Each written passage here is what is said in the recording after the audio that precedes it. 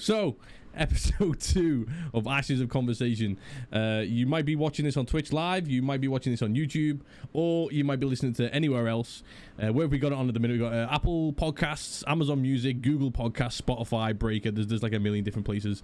If you want to find out the best place wherever you listen to your stuff, go to ashesofconversation.com, and then there's like a million different links you can click on to watch it or listen to it wherever you want, right? Now, I'll be live streaming this on twitch.tv/LiamH. If you want to take a little second, drop a little follow, and then you can jump in when we're playing this game live or any other games. That'll be sweet. Or my YouTube, which is just AOCLiamH.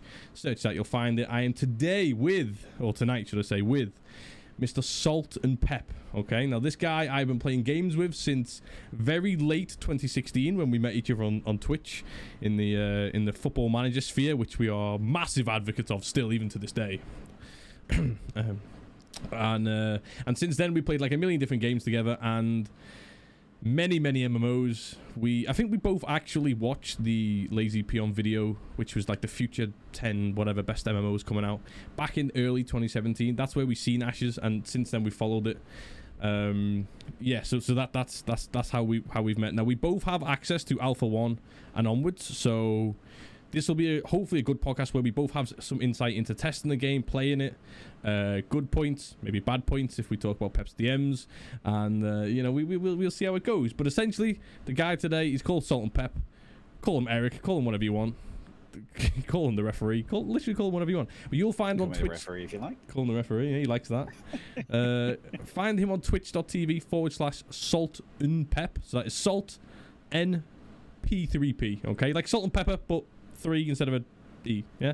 Also, it's a terrible name, I know. His YouTube is there as well, Salt and Pep, and his Twitter is there, Salt and Pep, and you will eventually see this man everywhere. There it is. So we're in. So Pep. Now, so the last podcast was with James, and so the one thing that he doesn't have right now, so he has Alpha 2 access, so he's not been in Alpha 1 at the minute. He's not done any testing, seen a lot of it, whereas we both have Alpha 1.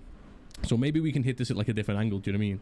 In terms of like, because we've been testing this for like how long now? 7, 8, 9 weeks, maybe. It would be 8 weeks intermittently, wouldn't it? I think there was 5. There was 5. No, sorry, pardon me. There was 3 weeks of testing. Was it 3, maybe even 4 weeks actually of testing, and then you had the non-NDA weekend. And I think we're 3 weeks into the Alpha 1 preview month. Yep. Yeah. So it's about 8 weeks. About 8 weeks of access that we've had. So, and I think the game's already come along quite nicely since then. It has. I mean, do you remember the opening weekend that we played?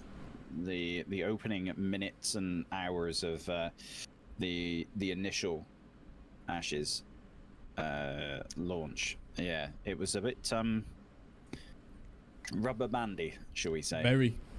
A bit rubber bandy, but no, I mean the whole content, or sorry, the whole point of doing this test is obviously to get the back end stuff sorted out. So from that perspective, they've done excellently. I think in the last 7 weeks, the improvements server side has been fantastic. I can't remember the last time I rubber banded, even when I was doing a raid dungeon with 25, 30 people. You know, there was nothing there. It seems absolutely fine. So I mean, yeah, I can't really fault it from that perspective. No, same. I think, like I said, yeah, like you said, server side, rubber banding, they've 100% fixed that. Like the opening weekend we played, it might not even have been a weekend, it might have been like a midweek. Me, you, and Nick just trying to run to the same NPC and just being launched back and launch, and literally a day or two later, boom, almost like 99% fixed, which I think is I think is pretty sick, and that's what it's there about. Yeah. Do you know what I mean? I think the problems they've got nowadays, and I think Stephen Sharif alluded to it, was the DDoS attacks that he seems to be getting, which he directly said to them, rather than hinder it, why don't you tell me how you're doing this, and you know, we'll get it fixed quicker. So I mean, I know they've got a relatively big budget. I mean, it's not AAA, but it kind of almost is. I think somewhere, I think a lot of people are quoting 40 million, aren't they? That was his investment. But obviously plus all the crowdfunding and the 500s here that we're sticking in, and the 500s there, and the odd 10,000 here and there. I mean, they've got a very big budget, and you know, there's progress. You can see each time that they launch the service that there is progress, and yeah, I'm looking forward to seeing how it develops further from there. Obviously, there is a lack of content in there at the minute. But why don't you tell us about that, Pep? Why don't you tell us about the lack of content? Well, there is. I mean, you know, they outright said that that there isn't a whole lot of content in the game, which I failed to read. To be fair, I mean, I loaded in the game on the first minute of the alpha month, and instead of actually reading what they put, as in the letter that jumps onto your screen the moment you log in, I quickly shut it down and just quickly ran in towards doing a couple of quests, as you do. Right. I mean, it was probably 4 or 5 days after that there was a little question. There's a little question mark down in the bottom left-hand corner, or I think the bottom right-hand corner of your game, which I'm assuming is your support page, support button, or whatever the case may be. And I clicked it, not knowing what it was. Anyway, this bloody gate letter comes up saying, "Yeah, this isn't really a content test. We're doing back-end stuff, blah blah blah blah." By then, I've already got to sort of level 9, and I've run out of quests, and I'm like, now what do I do? You're a few DMs in. So yeah. Hey, listen, we're not going to talk about the DMs. We're not going to. This could be your chance to. I mean, you never know. Maybe these guys from Intrepid may come across this podcast at some point. This could be the redeeming moment. This could be. I already apologized to Toast for my rather. Listen, it was 3 o'clock in the morning. I was tired. I'd sort of been up playing the game for sort of 5 hours, grinding from level 12 to level 13 or whatever it was, and I was just a bit frustrated. But listen, yeah, I wouldn't pay too much attention to it, to be honest. It is what it is. But I apologize. We move on. To be fair, actually, if she'd probably checked out my account and seen the stuff that I do, because obviously they've got all the data, they can tell how long I've been logged in and this, that, and everything else. She'd probably actually sort of, you know, if she wanted to be shitty about it, which of course she wouldn't, but if she wanted to, she could have just turned around to me and said, "Well, hang on a minute, you're telling me there's nothing in the fucking game to do, but you've only actually played for X amount of hours, and you've only killed this, and you've only done that." So yeah, I mean, I woke up the next morning, the first thing I did was turn on the computer and say sorry. So. Hey. But no, it's one of those. I just got frustrated. It's there are some very frustrating things about the alpha, but at the same time, you've also got to understand, or I had to understand, which I didn't at the time, that it is an alpha, and it's a work in progress, isn't it? So.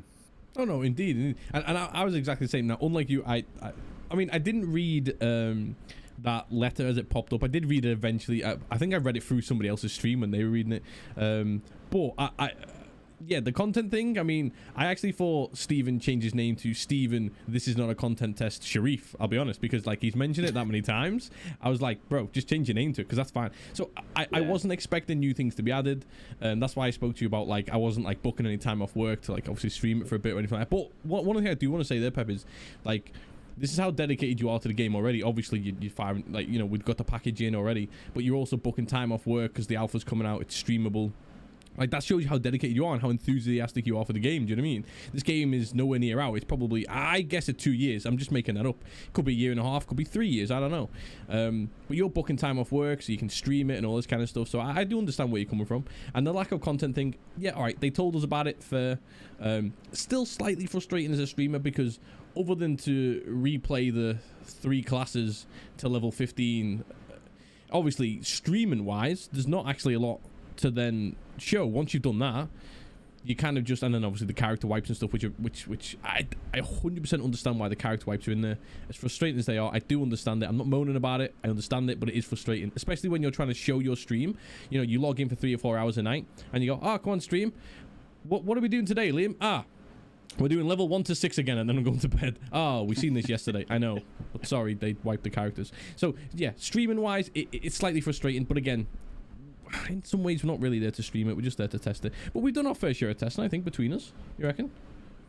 Yeah. I mean, quite rightly, I took a couple of days off testing it. as of last Saturday, I think it was.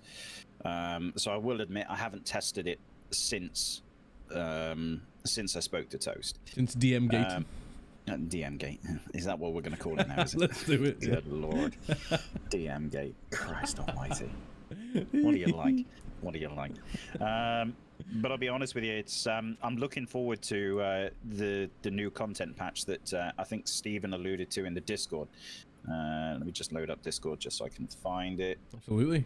So if you're not aware, and I'm sure many people, actually those that are listening to this podcast probably won't know this because obviously it's in the alpha status, isn't it?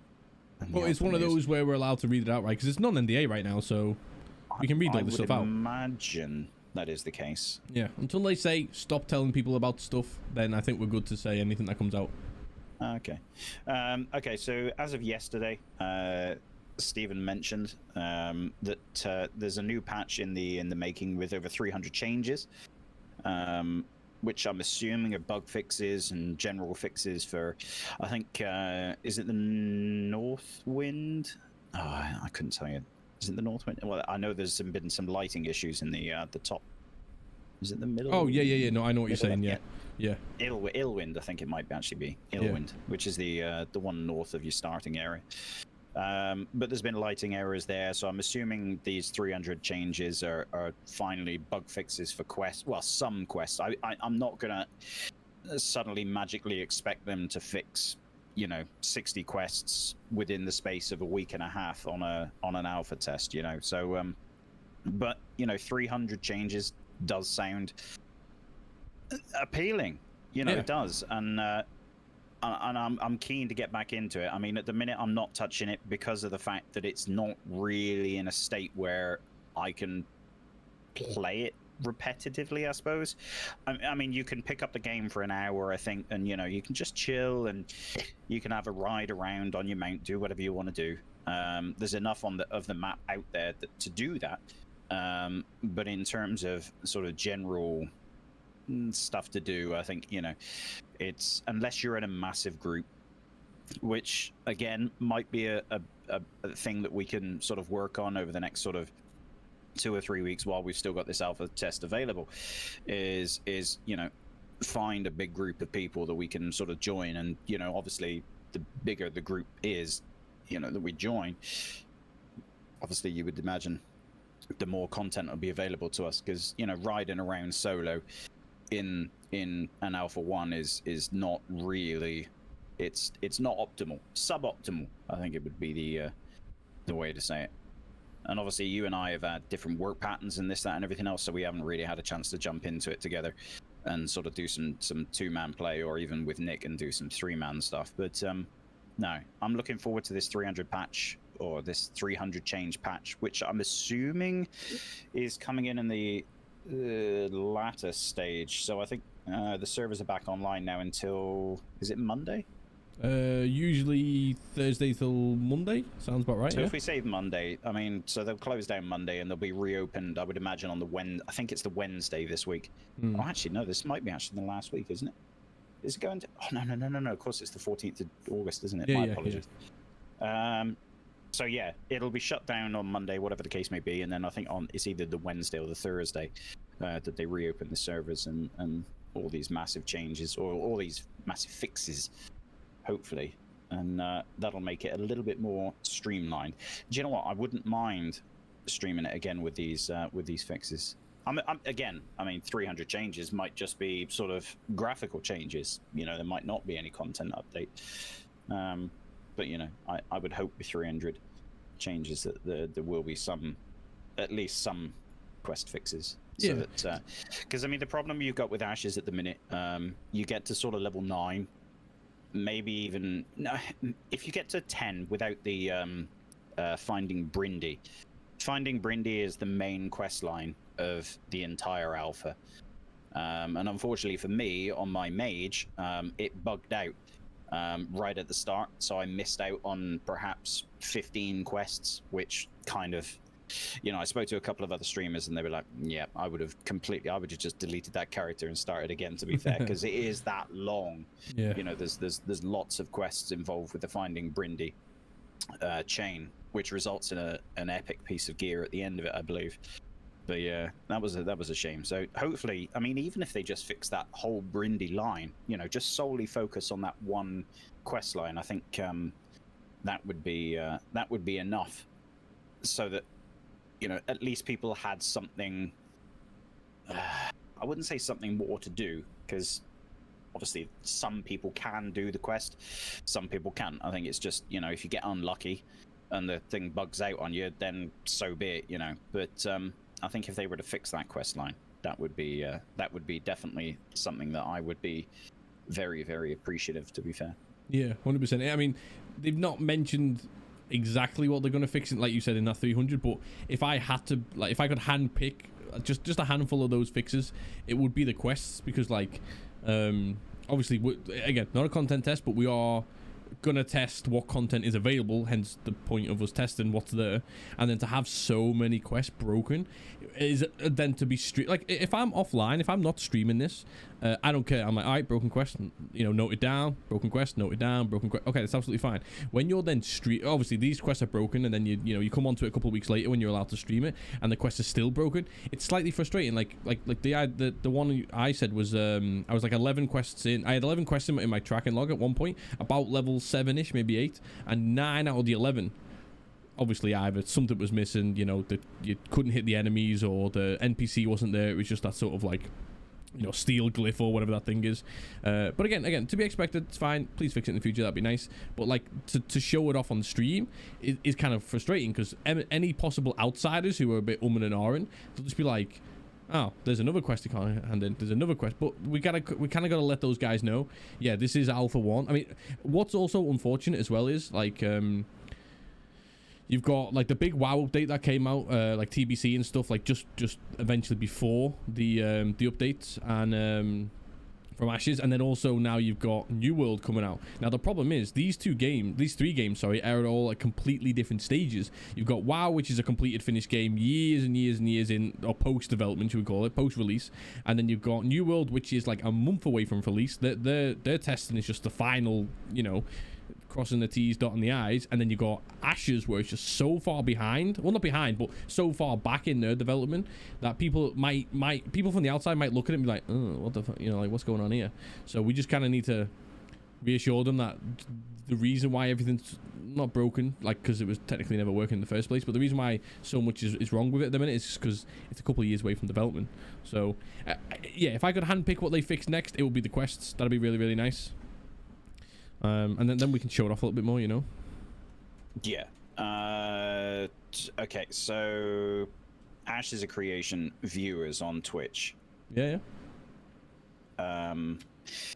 Obviously, the first day it came out, you had Asmongold. He was streaming it to, I think he peaked at somewhere in the region of 200,000 people, or something to that extent. Yeah. But since then, yeah, I mean, what is it now on Twitch for overall? Oh, hang on a minute. It's the wrong bloody...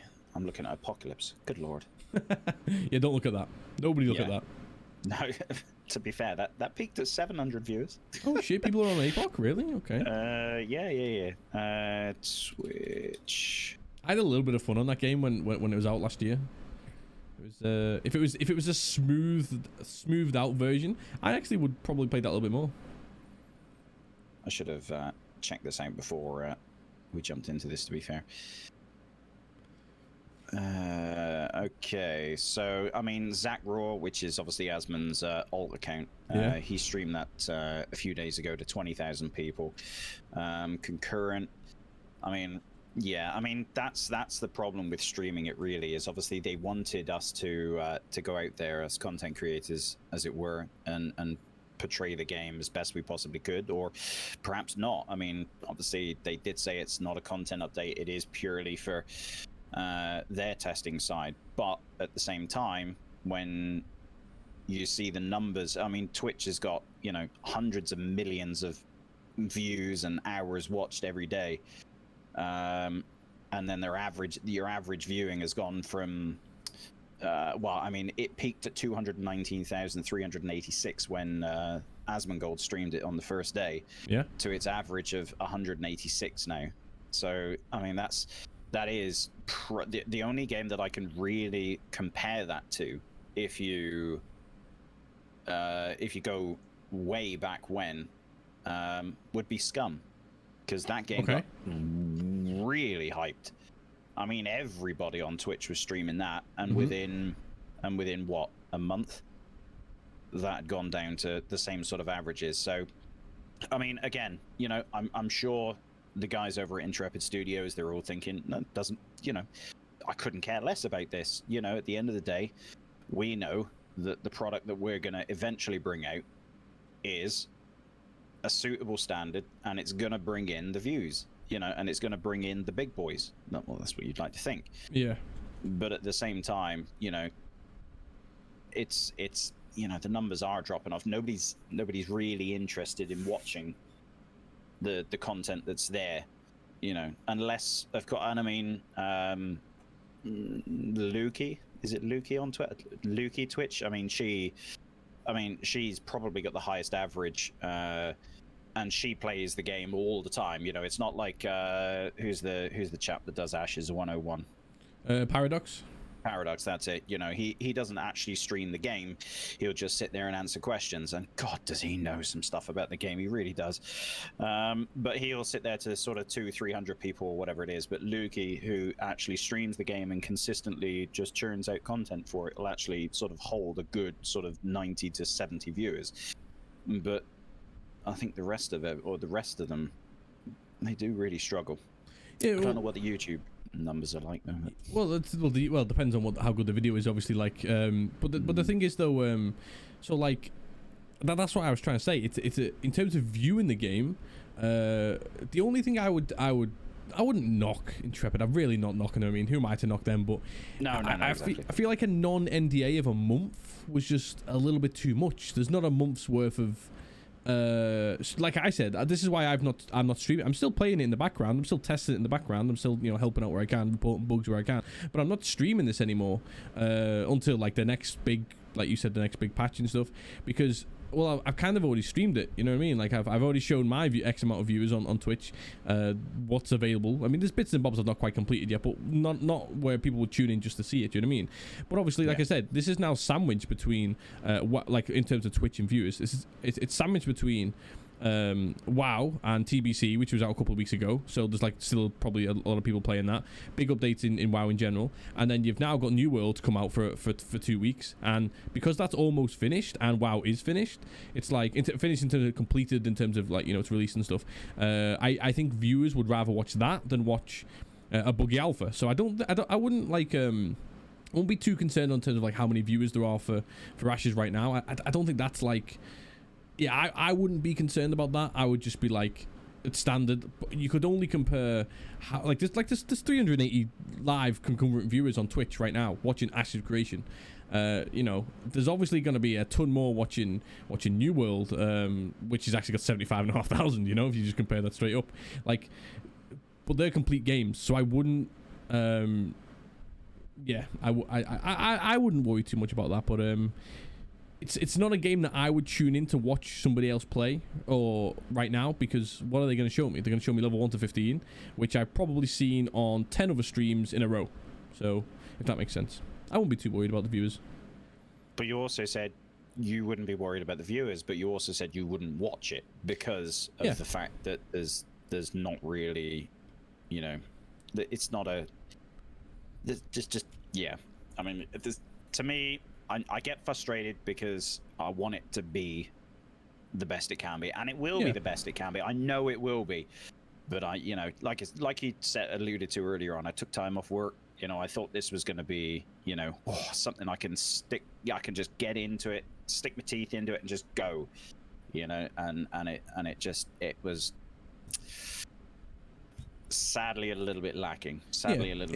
But at the same time, I'm very hopeful for this. I mean. Every patch I'm going to build myself up. I'm going to be like, this is the one. Well, that's what I'm hoping anyway. But I mean, even if I get knocked down and knocked down and knocked down and knocked down, I mean, you know, it'll be fine. It'll be fine. Yeah, I think you'll be more happy to stream this game again, and I will be as well. Once we get to beta 1, beta 2, because then that way, that's when the content's there. Like I was watching the development stream, which was on like a couple of hours before we were recording this podcast on what are we now, the 30th of July, and Steven said himself, like he said, you know, once we get to beta 1 and beta 2, that's when pretty much all the content which will be there on day 1 of release will be in the game. We won't add too much more after beta 1 and beta 2 before pre-release, because obviously then that would have to be tested. So I think that's when we should be expecting to be able to, a bit like New World now, where the game is 99% complete. They're kind of doing things a little bit backwards though. Don't know if you've noticed. This is what I like about Intrepid, by the way. I feel like, and there's a football manager thing we can bring into this as well, somehow, right? And I'll explain now. So New World are kind of doing this backwards, right? So their final testing, which again, maybe this is all games, but their final testing is now how good are their servers with X amount of tens of thousands of people playing at any one time. Whereas Ashes are kind of doing that now, which I like, because if they can get it almost perfect now, like having, you know, 500 people in a small area all running around, or 200, 300, if they can fix that now, and this game doesn't release for say 2 years, they're only going to improve it between now and then anyway. So theoretically, the issues that New World are having now, where it's laggy, you know, you get kicked out the servers, they'd have to reboot the servers, mate. Theoretically, that shouldn't have to happen in Ashes, because, well, they're fixing it now. Do you know what I mean? And the point I was going to make about Football Manager is, I did a little tweet, and some people got the wrong idea from this tweet. Even though the first line of the tweet literally said, I have 0 issues adding new content to Football Manager, which i.e. the Women's League, which they're going to be adding in about 2 years. My issue with Football Manager, not the Women's League, not women's football, my issue was that Football Manager as a game, or adding more content to that game, when they haven't fixed what they already have, the big bugs that we talk about, right? We don't need to go into it on this podcast because nobody will care, but Football Manager has really, really big bugs that are literally game breaking, game ruining. But they're planning on adding more content when they've had these same bugs for 3, 4, 5 years. What I like about Intrepid is they are making sure, or they're trying their best to make sure that the bugs don't make it into the game in the first place. Do you know what I mean? Because there's nothing worse than when I played Elder Scrolls Online on launch, and I had several quests I could not physically hand in, and it used to like wind me up so much. And I was like, I can't hand this quest in. What do I do now? I can't go to the next. Yeah, that game was a mess at launch. I remember it. Not fondly, put it that way. Well, exactly, and that's what I like about Intrepid. From what we can tell now, they are literally doing their best. Trying not to read Twitch chat at the same time. They're literally doing their best to make sure that all of these bugs are gone now, and then they can start adding the content, test the content, and then, you know. So I'm fairly hopeful, and I'm really pleased with the direction that they're going in, with allowing us to test so early to make sure all of this crap isn't in the game and broken in 2 years time. I think there's only so much testing you can actually do with something like Ashes of Creation, though. If you consider the very fact that, you know, the only people that have access to this are the ones that have spent their money doing so. Yeah. Whereas you say they're doing it correctly, but at the same time, if you have servers for Ashes of Creation that are currently being stress tested for, say, I don't know, if there's 1,000 people on the EU server using it at any one time, or 1,500 people, whatever the case may be, you know, and to say that Amazon games are doing it the wrong way because of that, Amazon have never really had that sort of alpha stage in order to test it, have they? Yeah. They've had plenty of alpha. In fact, it was their first alpha test in about a year and a half ago, which made them pretty much change that game almost kind of like a Rust kind of game into the MMO that it is now. So many people were like, wait, where's the quests? Where's the stories? Where's the dungeons? And they're like, that's not what we've made. And so many people complaining was like, oh, well, we thought this was an MMO. And Amazon were like, do you want an MMO? And then the people were like, yeah, we do. And then they're like, all right, give us another year and a half and we'll turn this into an MMO. And they fucking done a great Fair job. Enough. But they've done a very good job. Yeah. But yeah, so yeah, you're absolutely right. So say there's 1,000 EU players on our server now. They know that with 1,000 players, they need this amount of resources to get the game to work and to not be, you know, laggy and stuff. So theoretically, they should just be able to upscale that. Okay, we're going to allow 5,000 players on at any one point, for example. So we need 5 times the amount of resources. But I like the fact, what I'm saying is, I like the fact that they're testing this now rather than testing this last, because so many, I've watched Asmongold on his second channel, for example, which he's probably doing right now, and he absolutely adores the game, and he's going, don't release this game next month. Don't release this game next month. But biggest thing he's saying, don't release this game this month, is because of how laggy it is, and the rubber banding, and the servers being shut down because they don't know, like, they can't handle this many players. I feel like Ashes are trying to make sure that that thing is, that doesn't even make it out of Alpha 1. You know what I'm saying? That makes perfect sense. I mean, reverting back to that dead game that's World of Warcraft, still to this day, and we're talking 20 years in the future now. Well, 17 years, 17, 18 years, whatever. They still haven't fixed their lag issues. I mean, if you consider when the TBC launched, they because the servers can't handle it, they layer everybody into different layers. So, I mean, at launch, I think there was somewhere in the region of 20 layers.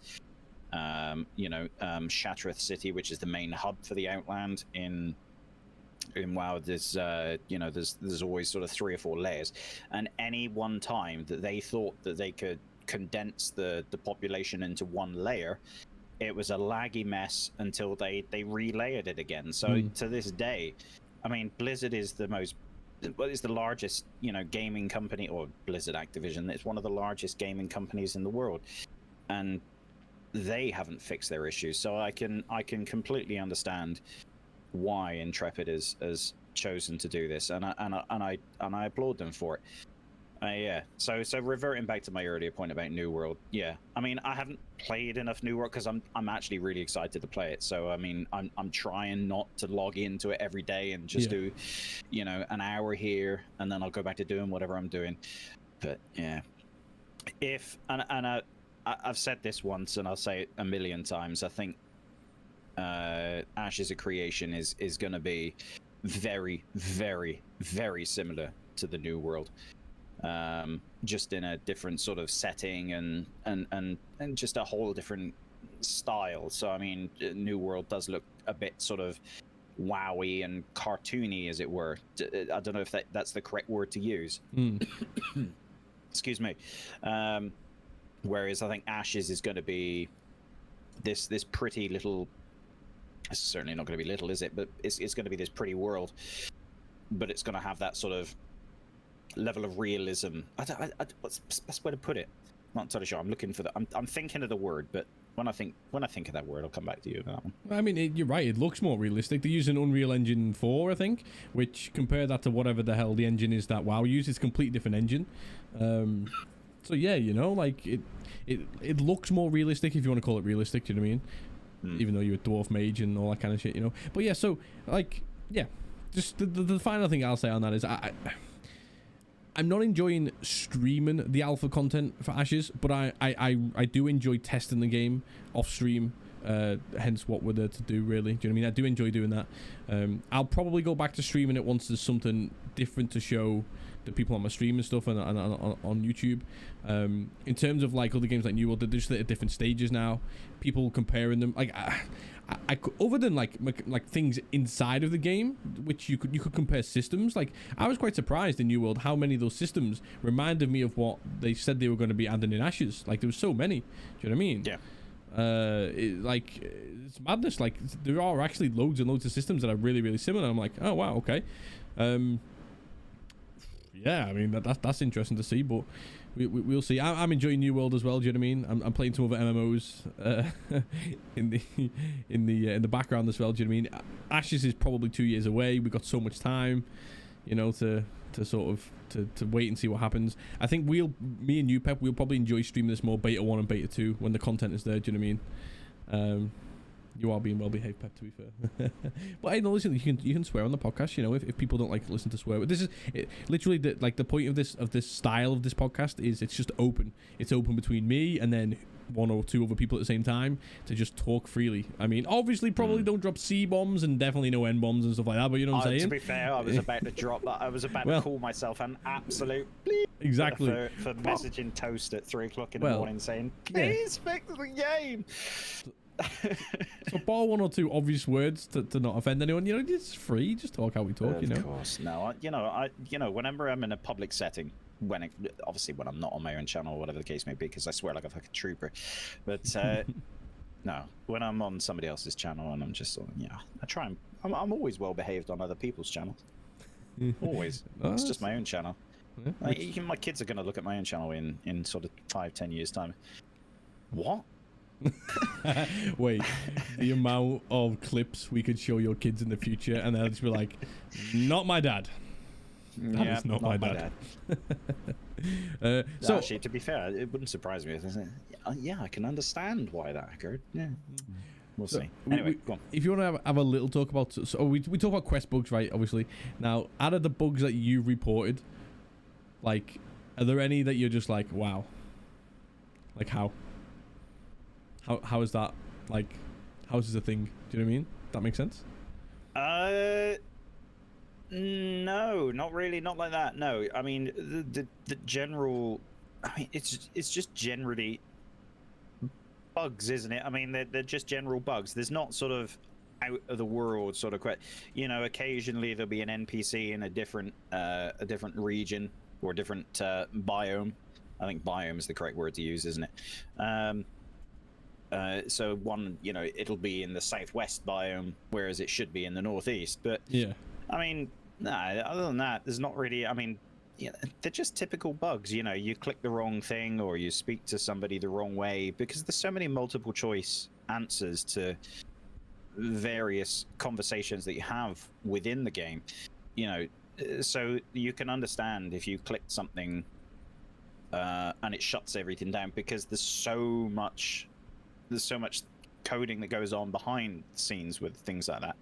So you can understand that. I mean, the Brindy one is a little. I mean, that's the typical example. The Brindy quest line shutting down for me because of the fact that I clicked something saying I need more evidence. See, I did this previously in one other character, and you've got 3 choices with it. When you click on the little compass within the game, it says you can go and speak to the goblin, or go and hunt down the goblins, or you can go and find her with the goblins and go find her with the trolls, or you can search for more evidence. So I thought to myself, all right, okay, so the previous time I've done this, I've gone down the route of picking the trolls. Okay, she wasn't with the trolls, so then you go to the goblins and you kill a load of goblins and blah blah blah blah blah, and then it just leads down a whole chain of things where you go kill some pirates and some crabs and all kinds of crazy stuff.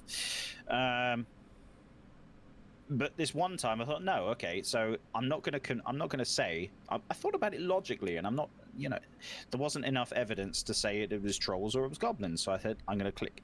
I need more evidence, and it just shut the quest line down. It gave me a reward for completing that specific quest, and that was it. Every time I clicked anything within that little encampment, then it said you need more evidence, but there was no more evidence to gather. So simple things like that. But Yeah. you understand it, and frustrating as it may well be, it's part and parcel. But yeah, no, I wouldn't say there was any crazy bugs out there, not in terms of questing anyway. There's I mean, falling. I wouldn't even say falling through the world is a crazy bug these days. I enjoy it. Yeah, that's a bit of spice to it, doesn't it? Especially when you take 150 fall damage every 3 seconds or whatever it is. Control T, Control T. No, I like looking up. I don't know if you've ever noticed, when you drop to the bottom of the world and you look up, you can see like all the dungeons from underneath and stuff, and I think it looks so good. Like, it's just weird to see it from that angle, Yeah, I'm a fan of that. But the best bug I found, that this was so early on, I think it might have been with you and Nick, where this was back when you could chop the same tree node down twice. So you'd chop it down once, and then it would like half chop down, and you'd stand on the little nub, and then after that, like, the tree would then like respawn like really quickly, and then you'd be stuck inside the tree, and you couldn't get out until somebody came and like chopped you out, which was, I enjoyed that bug. I didn't know it. No, I never had that one. That's an interesting one. I enjoyed it. I enjoyed being locked in a tree. I don't know, it's just dumb, but it was funny. I mean, going through the alpha discords, when you look at the vids and pics, I mean, you do see some rather unexplainable things. Yeah, it's all fun and games. It's alpha. We expect the bugs. So since we've both been playing New World, though, Pep, like, is there anything that you've now seen in New World and you're like, holy shit, I hope they have this in Ashes? Achievements. I 100%. I am absolutely in love with an achievement system. There's nothing I love more than getting an achievement for knocking down 6 million trees. True. Save the planet and all that. You know what I mean? But we're not saving Vera when it comes to cutting down 6 million trees, to be fair. And I think that's the big thing with with me in New World at the minute is that not only have you got an achievement system, but you've got, like, I mean, what is there, 15, 16 different trees that you can go down in terms of your crafting and your basic gathering. And I know there's meant to be a whole system for gathering. I think they're actually separating, aren't they? So they're not doing gathering and crafting at the same time, are they? You're going to have players that do crafting, and you're going to have players that do the gathering for you. So yeah, no, indeed. But I know I'm the same. I like I like bringing you now that we've had because in between this podcast and the last one I did with James, I like it because we've had more time to play and test Ashes, and then obviously with New World coming in as well, and we've all played New World to different extents. I like bringing New World into this Ashes like conversation because, like, obviously it's MMO, it's new. It will be new once it's out next month, so it's always good to like compare and then kind of like think. But no, I agree. So obviously the amount of nodes that you can gather, chop down, mine compared to what is in the alpha is absolutely ridiculously different. I don't know whether this will ever change in Ashes, but if you're looking for, say, your stone and your wood for your wand and your sword and stuff in the very first quest, the crafting quest for your weapon, like, you could be searching for like 40, it depends, 45 minutes maybe if you don't really know where to look, just to find 10 pieces of resource of wood. Whereas in New World, you walk out of that first settlement, you look left or right, and there is 50 million trees or bushes ready to be collected for that wood. It's a completely different scale on how they choose to, do you know what I mean? It's a lot more like you're gonna have to go searching in Ashes if you want to find these nodes, you know what I mean, compared to New World. I would and far be it for me to tell Ashes what to do, but I think with the greatest respects, Intrepid should be monitoring New World quite closely because they resemble each other in terms of some of the systems. You know, they you've got obviously the node areas, as it were, that you can build up and you gain reputative faction experience or whatever it is with these things in New World. But it's the same premise. You know, you can go to war with everybody, you can build up this, you can build up that, you can do exactly the same as what the guys at Intrepid are saying you can do. Yeah. And I'm not saying make a goddamn carbon copy of the game, but, you know, if you've got to go, I think it would make a lot of sense for all trees to be, you know, literally just make it an interactive world. Yeah, you know, that's what I really love. I mean, obviously I've harped on about the achievement system, but really the fact that anything and everything within the New World is interactive, I love it. You could literally just stay within 100 meters of that. I know obviously nobody really wants to, but you could stay within 100 meters of that first sort of town, and you could probably complete the game there. That's a bad thing, actually. No, don't listen to me when I say that. I mean, you could get to max level. You couldn't do your quests, like your storyline. I know what you're saying, though. Yeah. You could probably level. I mean, no, because actually you probably have to venture a little bit further out to get like the tier 2 and tier 3 crafting items in New World. Oh yeah. You probably have to venture a little bit. I've done a huge amount of that because obviously I'm so excited for it that I actually haven't done a huge.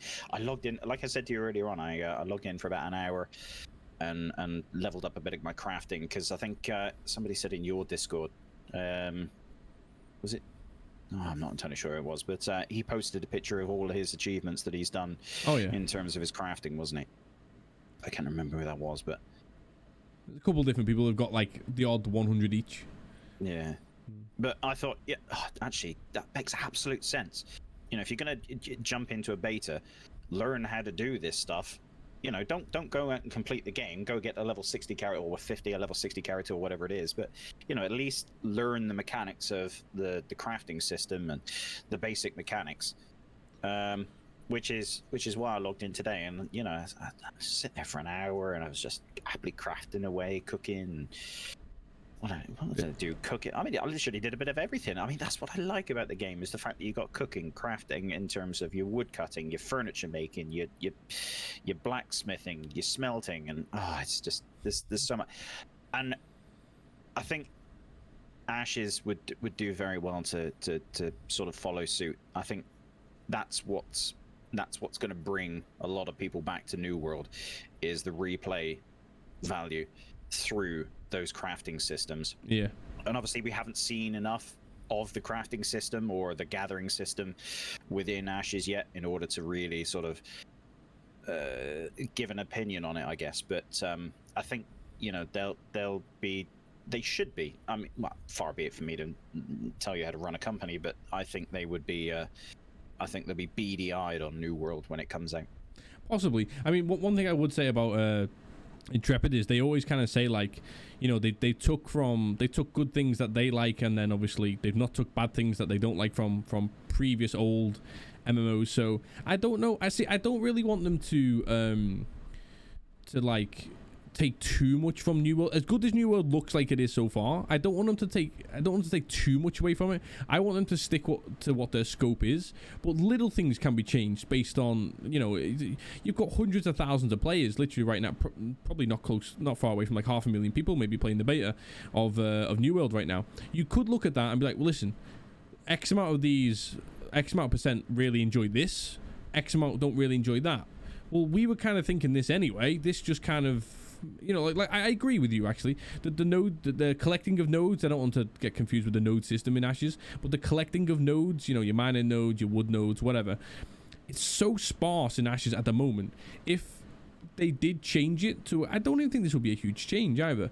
To my knowledge, I don't think it'd be a big change, where you just change all of basically the trees and stuff to be, you know, chop downable. Let's pretend that's even a phrase, right? Chop downable. And then you just raise the amount that you would need in order to craft certain weapons, or to then, you know, get to the next levels and stuff. Compared to, say, your 10 now that you need for a wand or whatever. So I like the idea of New World. I like just going around and seeing so many people just destroying the world. Obviously it goes back, but I like that. And then in Ashes, you just seem to see people at the moment in the alpha just plodding along on mounts for ages, just looking for that next tree, you know. It's and I know which one out of the two is more fun, and it's New World gathering so far. Of course, and again, the thing is, and it's extremely difficult to create conversation over something that doesn't really exist at the minute. I mean, yes, we've got an alpha, so we know that we've got a base world, but there's nothing within the world per se that really suggests or makes you think that this game's going in this general direction. You know, they've got a world, but they haven't really got anything within it. So that's why it's very difficult to have this conversation, because you don't know what direction they're going to go in. They're going to go in the general direction, I would imagine, of what their player base asks them to do. True, yeah. And I think to be fair, a lot of people will have switched off World of Warcraft, like myself, and they'll be pushing New World. And you know, I would imagine those alpha testers, such as myself, I mean, I'm going to be I haven't really spent a lot of time in the Ashes forum, but I will be taking a lot from New World, and I'll be, you know, what I like from the game, what I don't like from the game, and I will put that across to Intrepid, because I'm sure they've got an idea of where they want to go. But again, you know, Stephen alluded to it earlier on during his development discussion that he did on, well, today, 30th of July, that a lot of people were frustrated during APOC that the combat system was too floaty.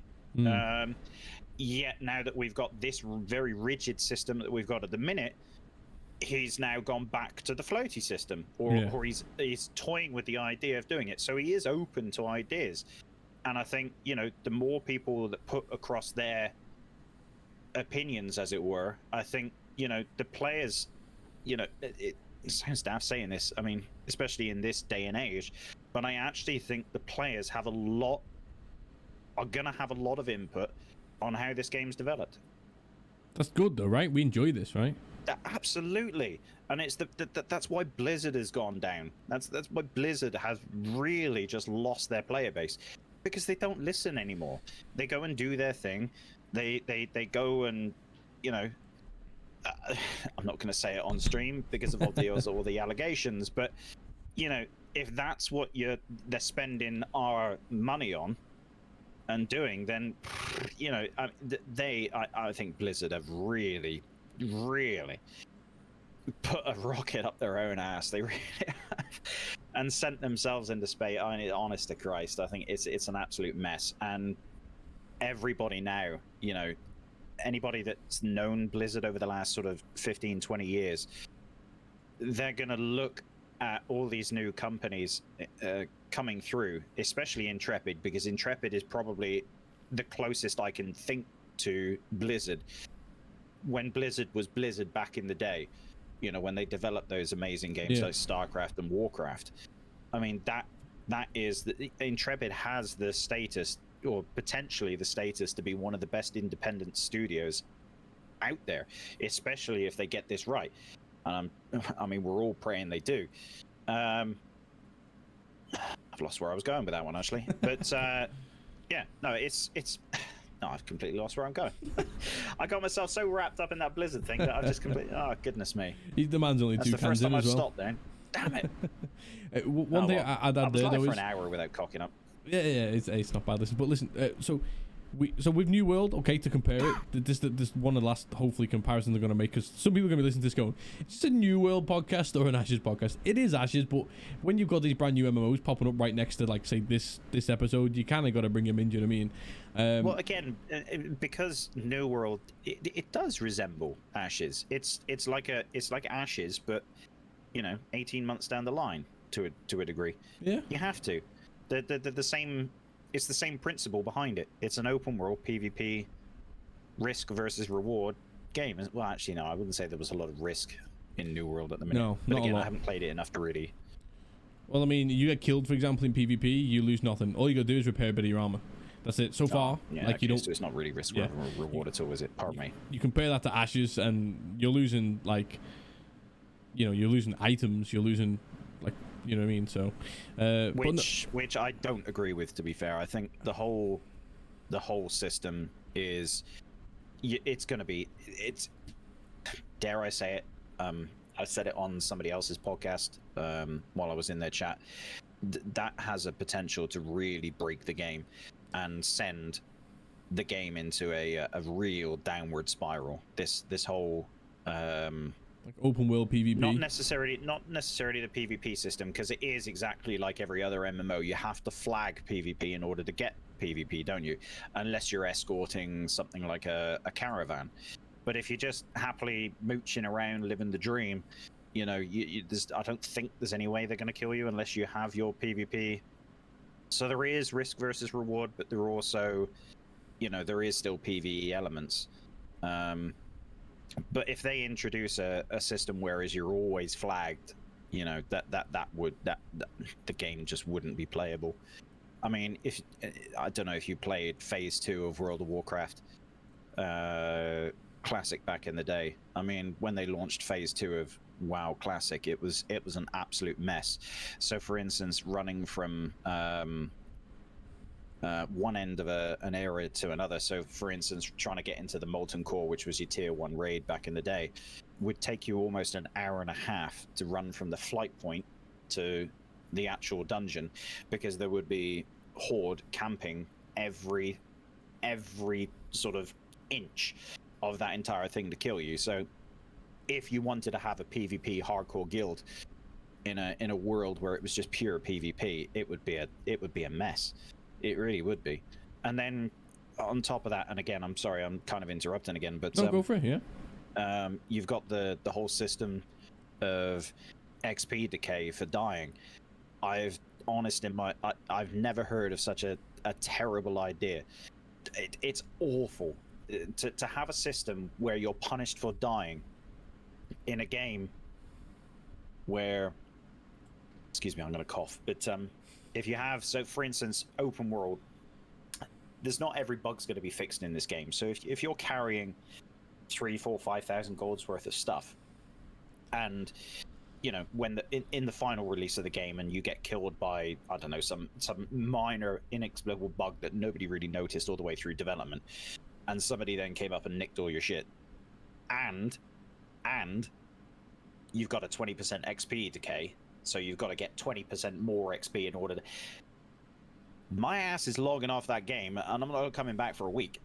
It's just, I'm not doing it, you know? I would be pissed. Do you know what I mean?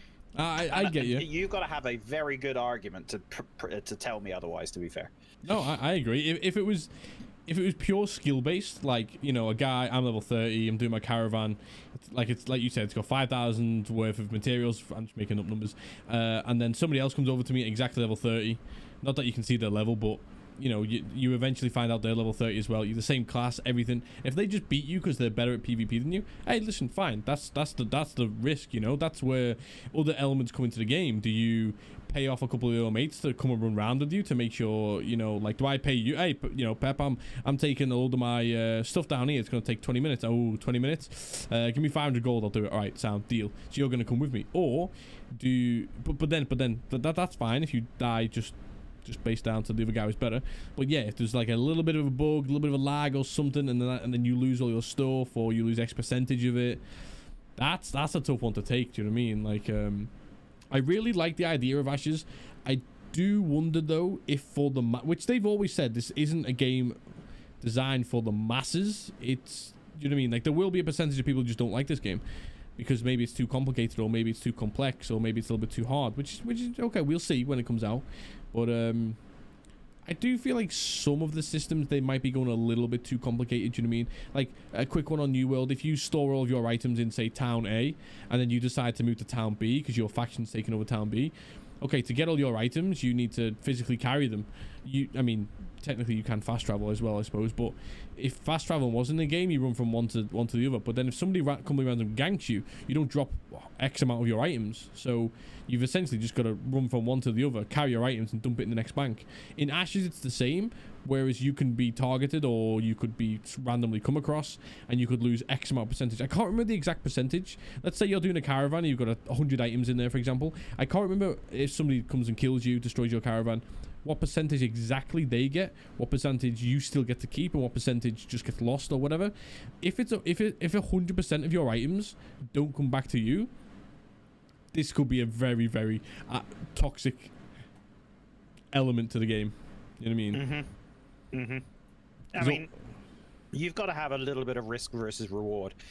I mean, I get that, you know, they've set the stall out by saying this is going to be risk versus reward. They're not going to, I mean, certain things that I've said they might want to introduce, but this thing is that it's happening, you know, it is happening. I mean, I think that come beta 1, beta 2, they will remove XP death. I mean, that's just my hunch. I mean, I don't think it's a good idea. I think it's a bloody awful idea. There's nothing. There's nothing in my brain that tells me any good will come of that. Yeah. Nothing at all. So, I mean, if anybody's got, you know, any comments, you know, feel free to drop it in Liam's channel at any point. Even if you're listening to this in the background, feel free to message Liam on his Twitch channel whenever you get to see him live, and obviously I'll attempt to answer the question if it's passed on to me. But I mean, again, I'm happy to have these conversations with people, but I really can't see any good coming of that. And it is one of those things that would make me personally switch off from the game and not come back. Simple as that. At least you can't D-level though. Sorry? At least you can't D-level through the XP. No, you can't D-level, but at the same time, I mean, if you're happily, again, I get the idea. You know, you go if you want to be a bit of, you know, if you want a bit of action, you enable PvP.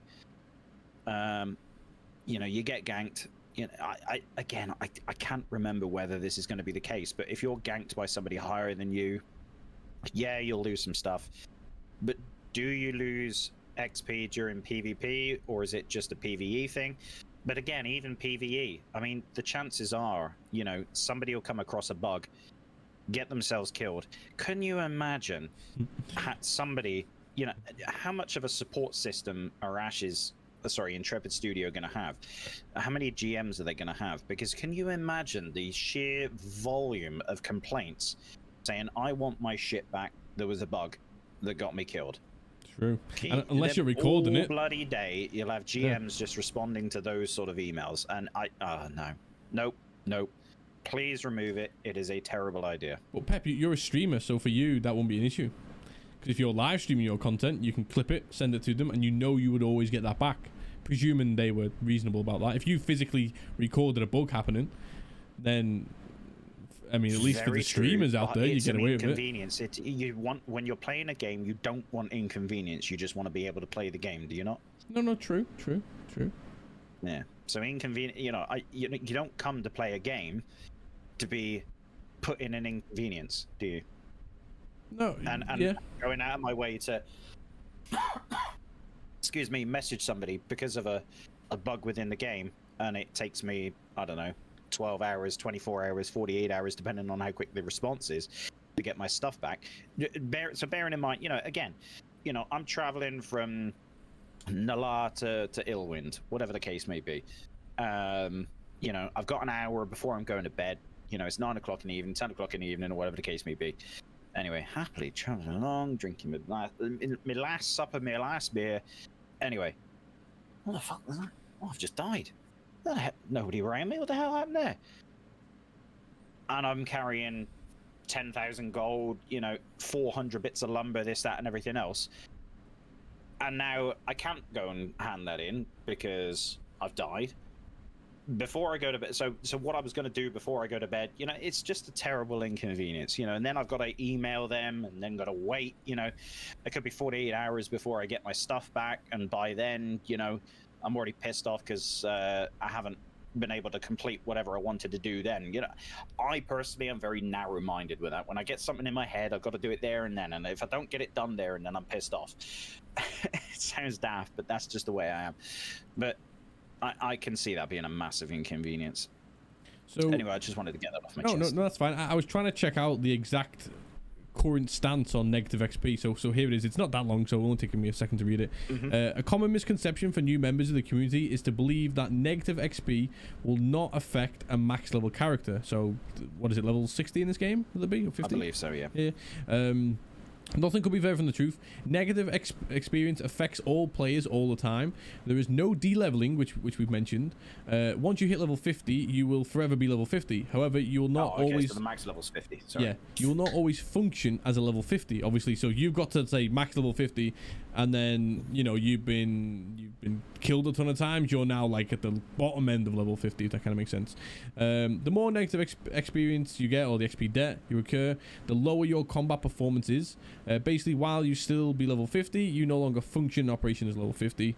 Negative XP, affects characters in the following ways: skill dampening, stat dampening, lower health, lower mana, lower gear proficiency, reduction in drop rate from monsters. Oh, that is brutal.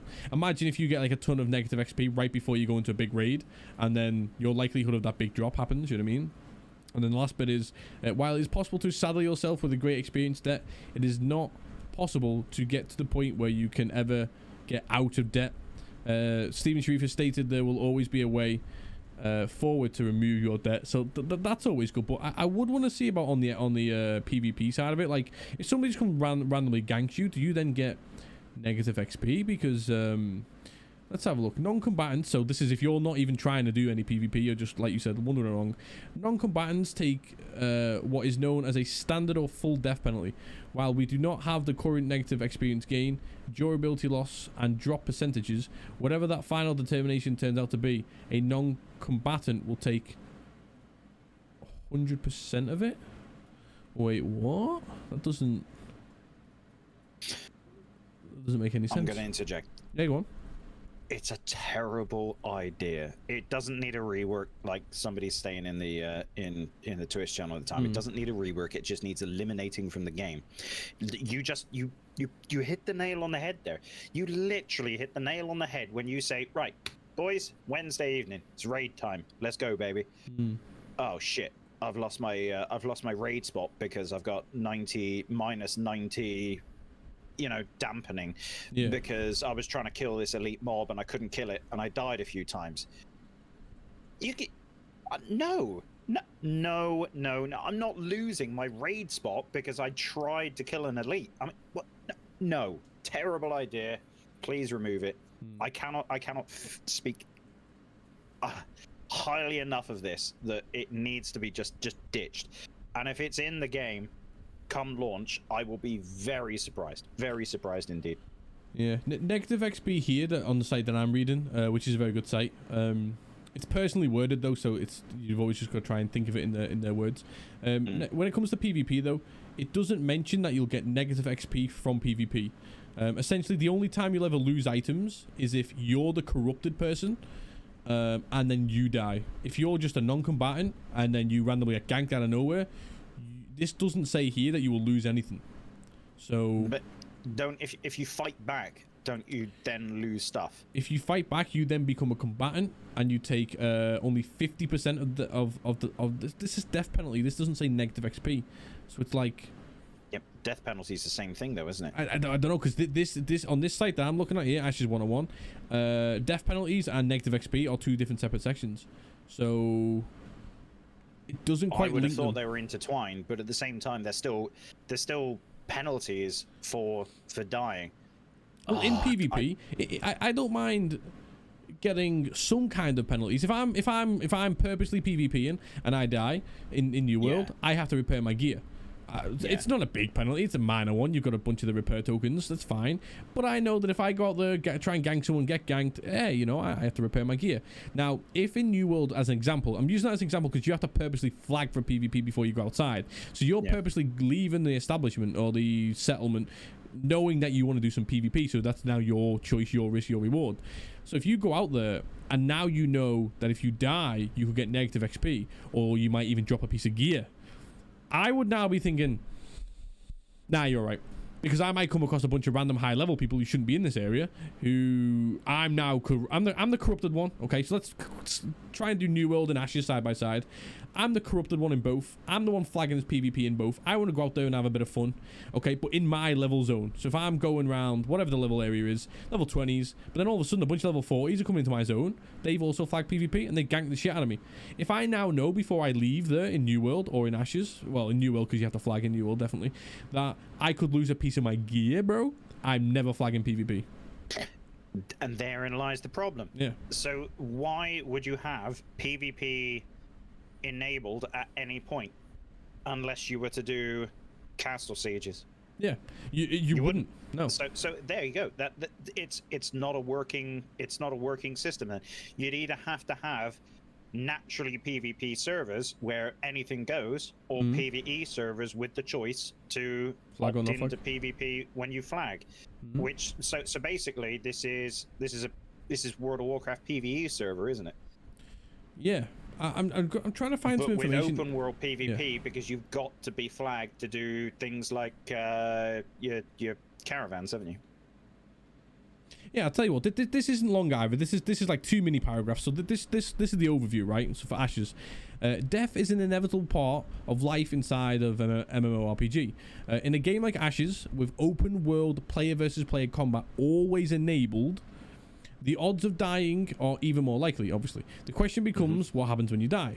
The penalties for dying are tied directly into PvP flagging. So this is telling me, I will read the rest to make sure, but this is instantly telling me that if you're not flagged and somebody comes and ganks you, then you won't be penalized.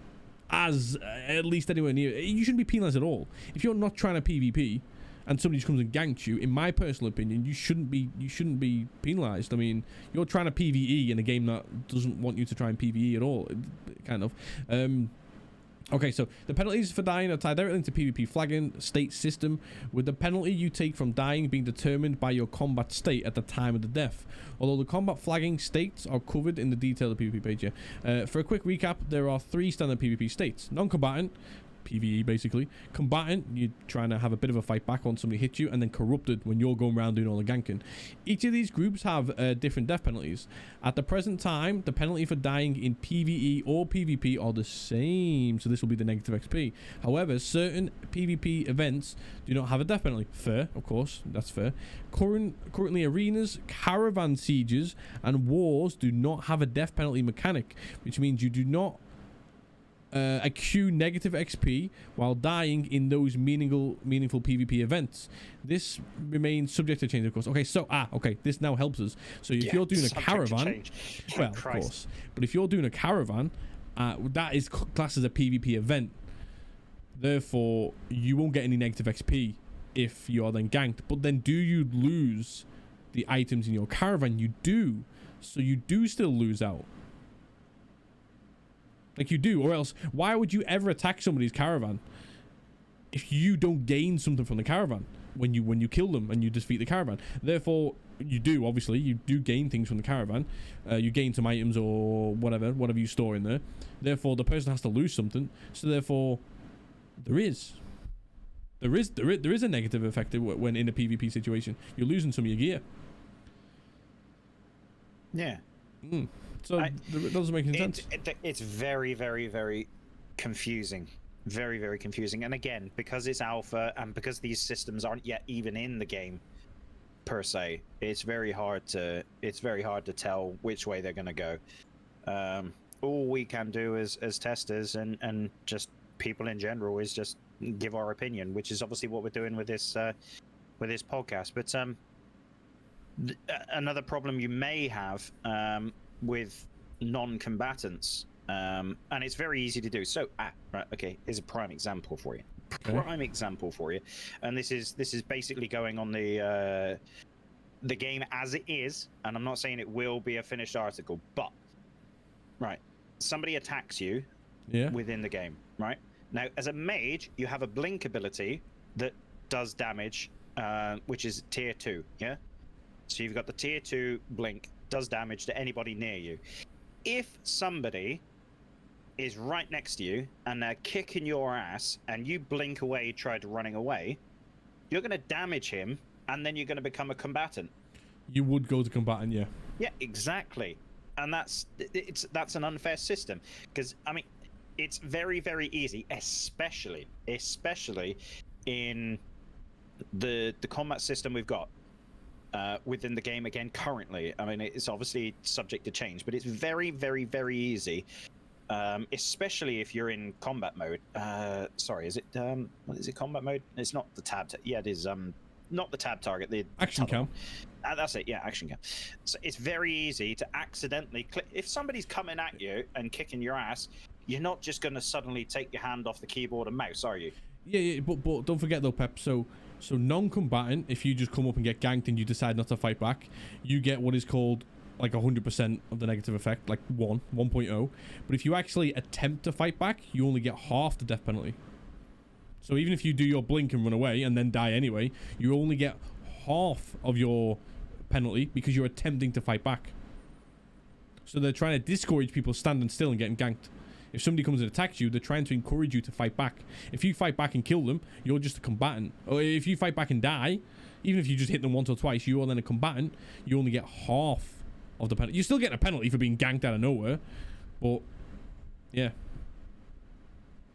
I mean, what's to stop a level 50 or you know, all the guys from Checkmate Gaming to stand outside the starter area and just lay waste to the starter area and not let anybody out of that area? As far as I'm aware, there's nothing to stop them do that.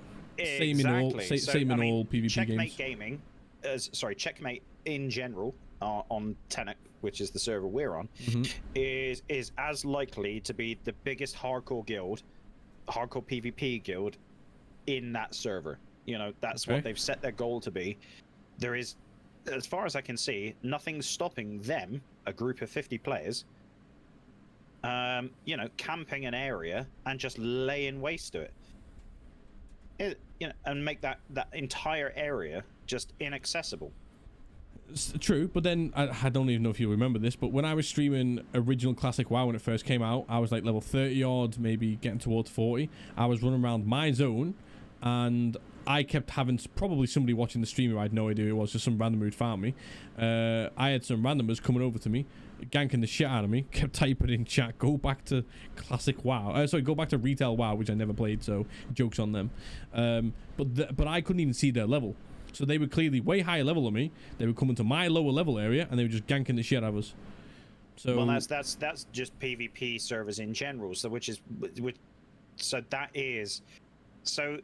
what is Ash is going to be then? Is it going to be a PvE world where you can, if you want to PvP, you can flag yourself, and if you don't want to be PvP, you can just remain in your current state? No. So is the game, as it stands, going to be a system whereas you are constantly flagged? So anybody, I've gone through the portal, I'm level 1, I'm going to go speak to Loudry or whatever his name is, and some knucklehead slaps me with a fireball at level 10 from the get-go. Yep. Now, and then I'm going to get penalized for that unless I charge him. Yes. Now. So I'm level 1 and I've got 50%. Yeah, I know I'm sort of interrupting you, but terrible idea. True.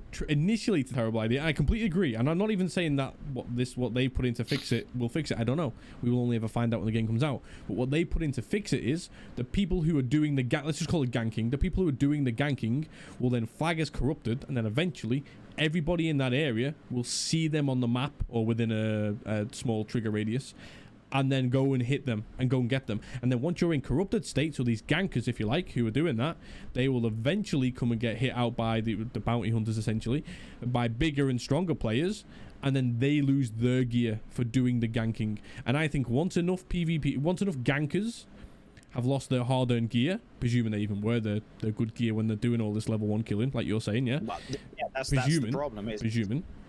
Then, once they lose enough of their gear, they're going to be like, yeah, sod this. Yeah, like, I'm out. We've had our fun. It's gone. So, I don't know. I'm not saying that the corruption thing and then the bounty thing and then the losing your items because you're corrupted.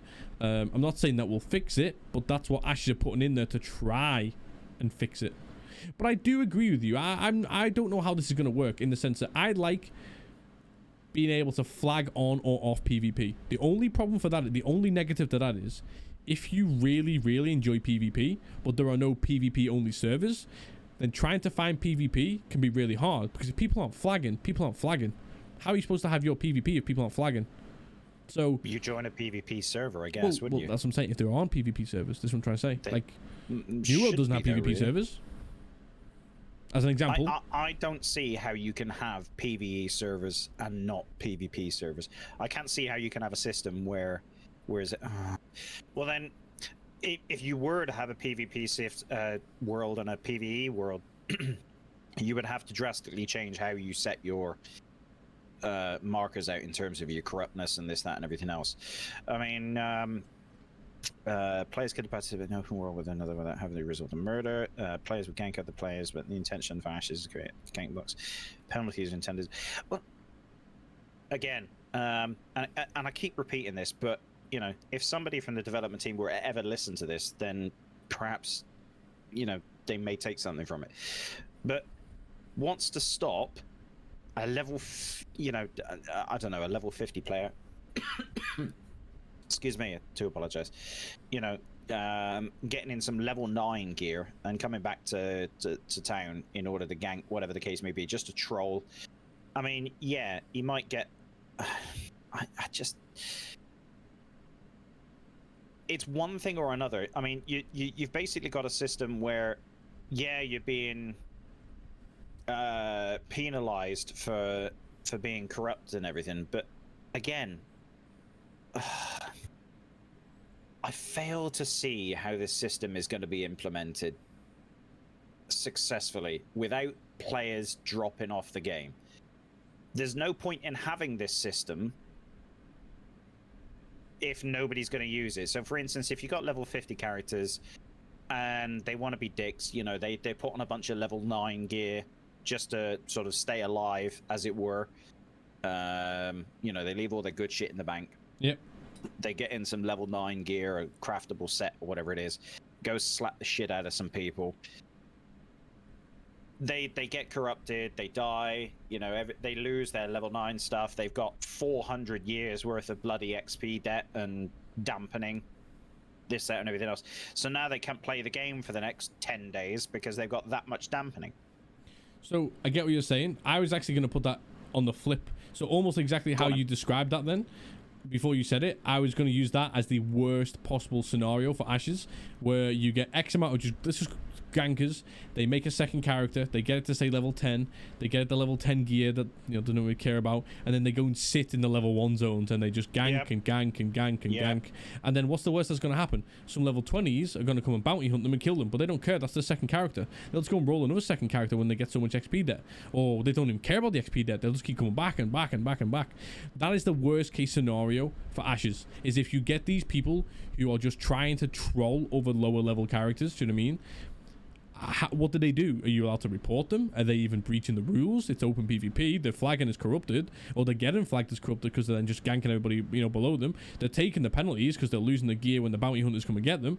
But that is the worst case scenario for Ashes and the PvP system, is if people just hold the lower level areas with the level 10s, killing all the level 1s. People are gonna be like, yes, fuck this. I mean, I can't even walk in the game without dying. Like, and it's 40, and it's not even once you go past the alphas and stuff. This game is gonna be free to install and download, and then $14.99 a month. Like you said, how many people potentially with this system in place, unless there's some kind of new level starter area PvP free zone barrier, which I've never heard of that, so maybe, but that's the only way to stop it. But if that's not in place, how many people for $14.99 are going to log into the game, get killed a bunch of times because they're on a trolley server, and just go, nah, uninstall, I've lost $14.99, that's not the end of the world. At least if you sink $60 into a game, you're going to be thinking, fuck, I need to find a way around this. I spent $60, I'm not quitting now. $14.99, I mean, some people probably try and fucking PayPal cancel that or something, do you know what I mean? Those kind of guys. So I get what you're saying. With their current system, unless there's I don't think they've ever mentioned, I've not read anything here in the PvP system, that there's going to be like a starting area, like PvE only area, until maybe like you get to level 10, you get out that area, then you can PvP. I can't find a way around this, because people will just keep creating second characters, getting it to level 10, for example, and then ganking all the level 1s that come through the portal. Like, the thing is, we're not in 2004 and we're not playing original WoW Classic anymore, Everybody in this day and age, I mean, all you had to do was just look at the way everybody played Classic WoW. Everybody finds a meta way to play the game. There's no fun in playing MMOs anymore. The elitists have to find the meta way of playing the game, and meta PvPers will do exactly the same in order to find that sweet spot where they can get away with, dare I say, absolutely retard behavior and still not get penalized. You know what I mean? I mean, they will get penalized, but will you care that your alt character that's level 10 gets all these corruption penalized and you lose your level 10 gear when you've already got a level 50? You're just using that level 10 character, and you and your mates have got your little chitty level 10 characters to kill all the level 1s. It's not necessarily meant as the level 10 thing, but what I'm saying is, even at level 50, people will find a meta way, that optimum sort of... Honestly, the gaming industry is rife with it these days. If somebody can find a way of exploiting something, I mean, just look at the bots. I mean, botting is another fucking thing we can discuss at some point, whether it be it today or another podcast or whatever. But botting is going to be another problem. New World, oh god, I mean, New World's going to be rife with it. It really is. Anything so? With a market house is just setting yourself up for a very fun time. What do you mean? I don't understand what you mean by botting. Botting? Well, I mean, okay. So, for instance, WoW Classic has a real issue with botting at the minute. So there's these really intelligent programs that whereas so somebody, or these botters or these gold farmers, what they'll do is they'll spend their €35, pounds, whatever it is, buying a level 60 or even a level 58 character. What they'll do is then they'll transfer it to a certain dungeon, and they'll set this bot up to run a certain script within the dungeon, and it just farms gold over and over and over 24 hours a day. So for instance, back in 2004, 2005, and even probably 2010, bots weren't sophisticated enough to run these sort of programs, so you kind of got away with it. But in this day and age, as technology's gone on, bots and programs and scripts have found their way into gaming in order to sell the currency. So the more popular Ashes becomes, the more bots will go in there, because these gangster, or not the gangsters, but you know what I mean, these people will want to get in on some of the action, real world money trading and all that. And I know Ashes has set their stall out and said, We're going to have people checking it and double checking it and triple checking it. I just look at WoW, and I know the WoW developers don't give a shit. You know, they haven't done for a long time. But I you know, having just played WoW and knowing the problem with botting within that game, I'm very hesitant when I hear a company say, "Yep, botting won't be an issue on our game." Well, it depends how good the monitoring systems are. If they literally have like gold for example, the first one is a gold transaction monitor, you know, where they go, oh, all of a sudden we just seen that, you know, one character has transferred 50,000 gold to another character. Let's investigate that. Where's that money come from? And then all, like you're saying, the scripting of the bots and stuff. Well, obviously a lot of the dungeons will be open world, so I don't think that would be possible, because very good point, yeah. you would just go and kill that player who's just a bot. But then also, like, if their monitoring tools are good enough, they will say, oh, hang on a minute, this character here has been logged in for 49 hours and has done nothing but this dungeon. That can't be a real player. If it is, let's DM them. Okay, you DM no reply. Nobody with that name on Twitch or YouTube doing some mad 48-hour marathon? No? Okay, we'll temporarily ban the player. And if that player never DMs us to say that I'm a real player, then they're a bot. It depends how good their monitoring tools are. I can't compare them to Blizzard's or even Amazon's for the New World. I have no idea. But if their monitoring systems are good enough, then like in GTRP, I know the admins of the previous server that we played on, they had monitoring systems. So if I transferred, say, 100 grand to you, that would pop up, that would flag up somewhere that I transferred 100 grand. And they would be like, why? And then they could look into, oh, I see what he's done. They've made a drug deal or something. Okay, we let him off. If it's a random character that nobody has any idea what's going on, it's like, how did they get that 100 grand? Let's trace it. Where did that money come from? So again, yeah, depends how good that is. Fixing that camera. Nobody listening, by the way, will be able to see that, so it's fine. Only here in YouTube. Only here in YouTube we'll be able to see it. But no, I know what you're saying. I hate blurry cam. But bots could be bad. They'll probably be bad. They'll probably be in every game. You know what I mean? Like they'll be there trying to sell the gold and stuff. But if the monitoring systems are good enough on from Intrepid, then hopefully that won't come out. Do you know what I mean? I mean, we can only hope. At the end of the day, it is still an indie studio. But I mean, a lot of people are speculating on how many subscribers they're going to get to this game. So, for instance, they have said themselves that this game is not going to be for everybody. Yep. It's not going to be for everybody. There will be that hype phase, you know, the first couple of months. Same as anything really. You get that honeymoon period. The honeymoon period. Now, EVE Online, game's been going for 20 years or 19 years, whatever the case may be.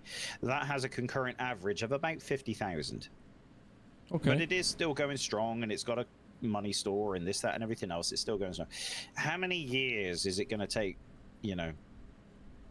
So a lot of people are speculating that, you know, this is going to have 500,000 subscribers concurrent all the way through. I mean, Christ knows where they're getting these numbers from. I mean, that's insane. 500,000 people. I mean, that's X amount of, I can't think off the top of my head how many millions that is, but I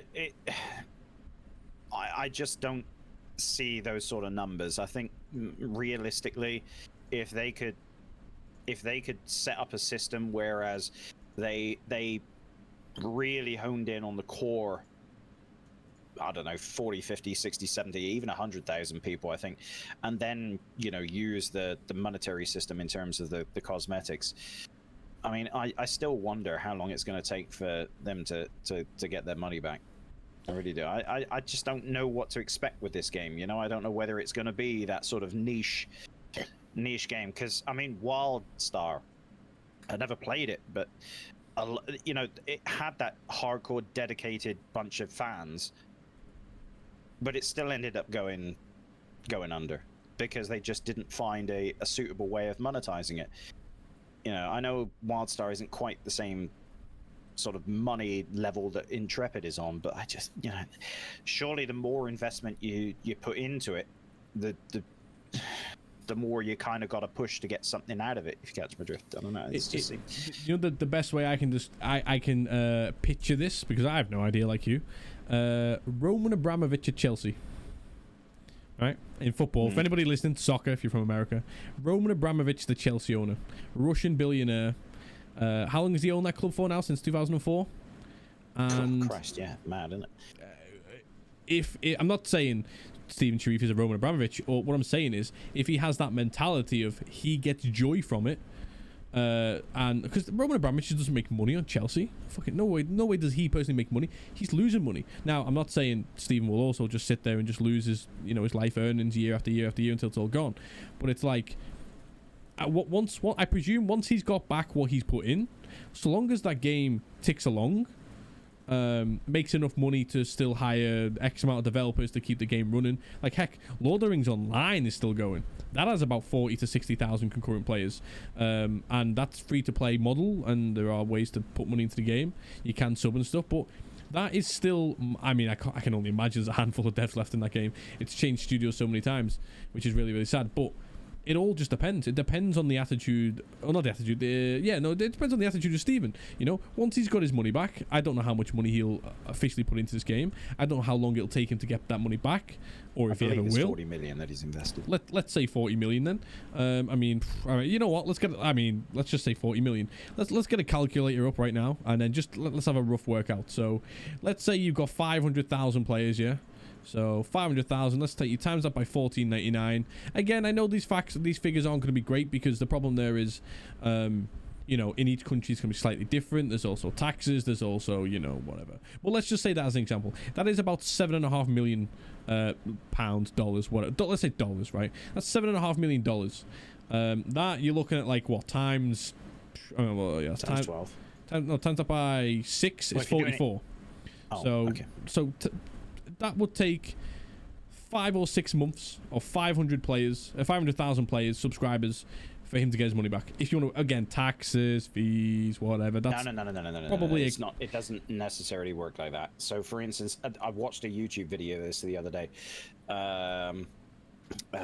You'll have to bear with me, but basically he did that exact same model. So 500,000 subscribers at whatever $14.99 or whatever it is a month.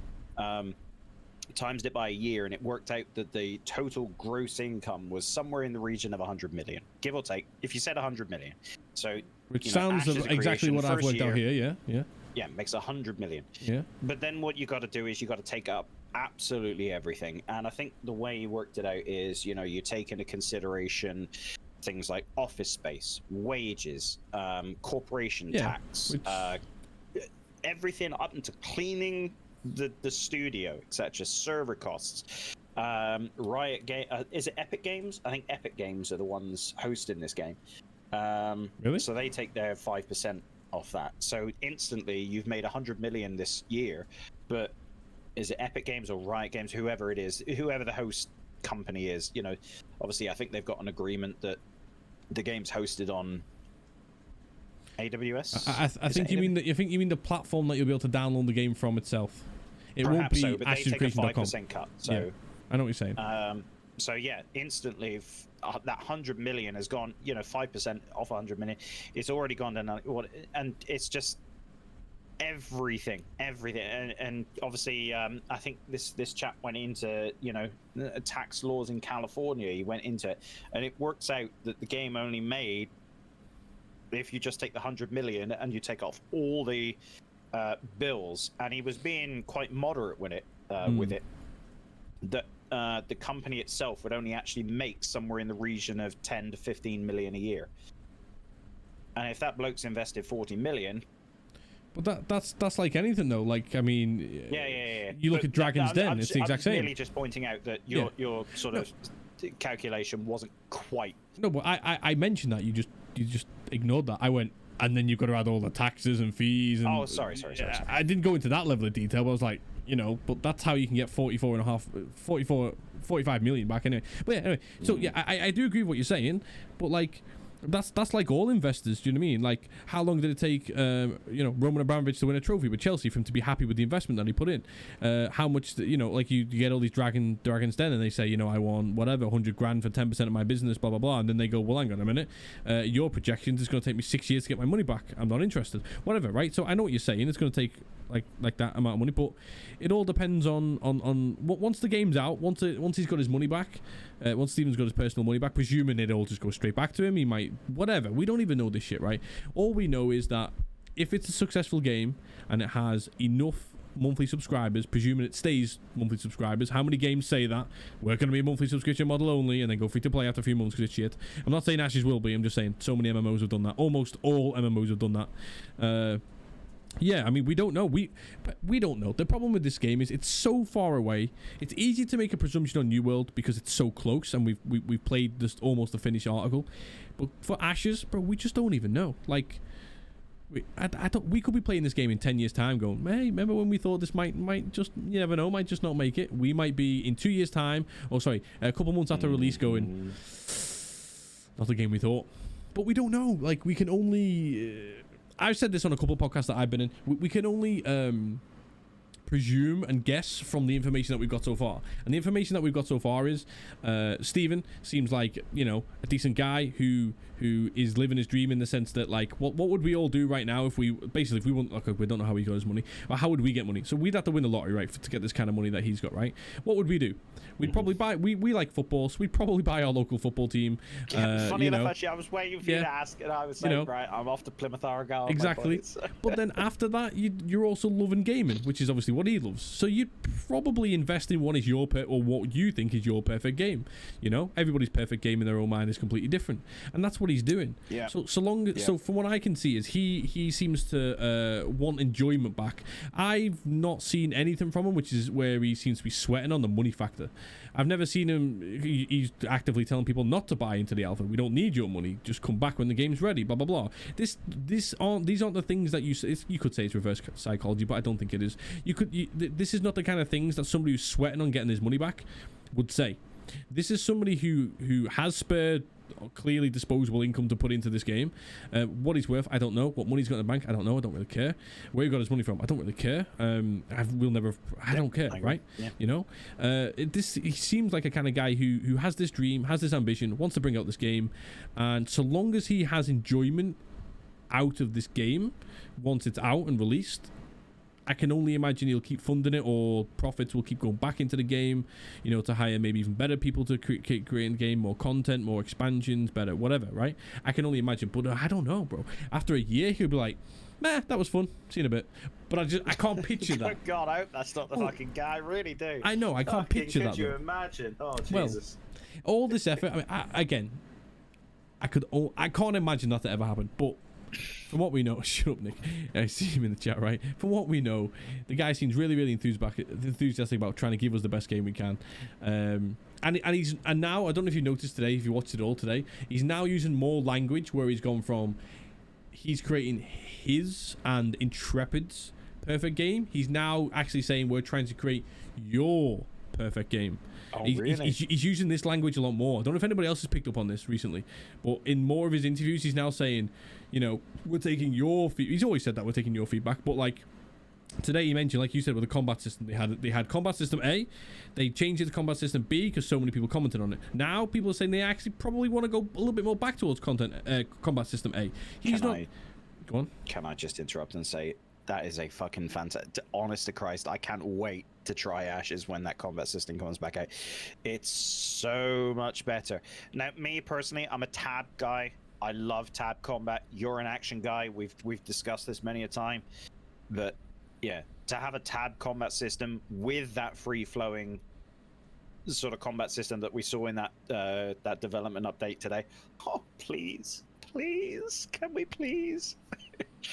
Anyway, sorry, carry on. No, that's exactly that, you know. I've said it one. I love the World of Warcraft combat system. Always have done, always will do. It was my first and my last. It's like my one true love. And if I'm gonna give up my one true love, you know, she's died. You know, my one true love, which is World of Warcraft. Fuck it, it's gone. It's died. You know, due to Blizzard doing Blizzard things. Yes. You know, if this game can do one thing for me, please, pray tell, give me that combat system. So only thing I would say to that is, I agree with you, by the way. You love that combat system. That's absolutely fine. But if people wanted, if people wanted the World of War, as an example, if people wanted the World of Warcraft combat system, well, they just go play World of Warcraft. I think what Ashes are trying to do is they're trying to make the best combat system. Whether Whether that'll ever happen, I don't know. Whether you can even make a blend between action and tab, I will never know. I've never seen it. I don't know. Like Lord of the Rings Online has tab. It's pure tab. It's zero action, pure tab, and I fucking love it. You play tab obviously on World of Warcraft, and you absolutely love it. But then I think Intrepid are probably thinking, well, how many MMOs since World of Warcraft have come out that have been pure tab, and maybe for other reasons they've died, but have died. And so why don't we try and do this different? You know, if we just bring out a bog standard tab targeting, 50 skills, which World of Warcraft and those kind of games are, you got like 50 skills. If we bring out another one of these games, and people are not going to get bored of hitting the same 1 2 3 1 2 3 1 2 3. I mean, I don't know, like a lot of games now coming out like ESO and BDO a little bit, and obviously New World, where you're gonna need a new mouse after 2 or 3 months after that fucking left click is gonna be smashed the fuck in. That's how you do your combat now. I get it, I really do, but at the same time, I think Ash is they're testing best of both worlds at the minute. I don't think that they're gonna go down the route of optioning in to both routes. I think by certainly by beta 1, they will have gauged the feedback of the community in on the whole, and they will have ditched one of them. I don't think you can go with 2 of them, so that's why they're leaving it open for interpretation now, and I think they're just gauging what people want to see. And I'll be honest with you, looking at the reaction of the latest dev video, it was overwhelmingly in favor of the whole new system that we're going to be able to test in a couple of weeks' time. Overwhelmingly. Yeah. We will only see, because me and you sadly have never tested the old system, because it had already changed by the time we started testing in Alpha 1, so... Yeah, keep both, are we right? But, yeah, I mean, listen, there's so many like pros and cons of Ashes.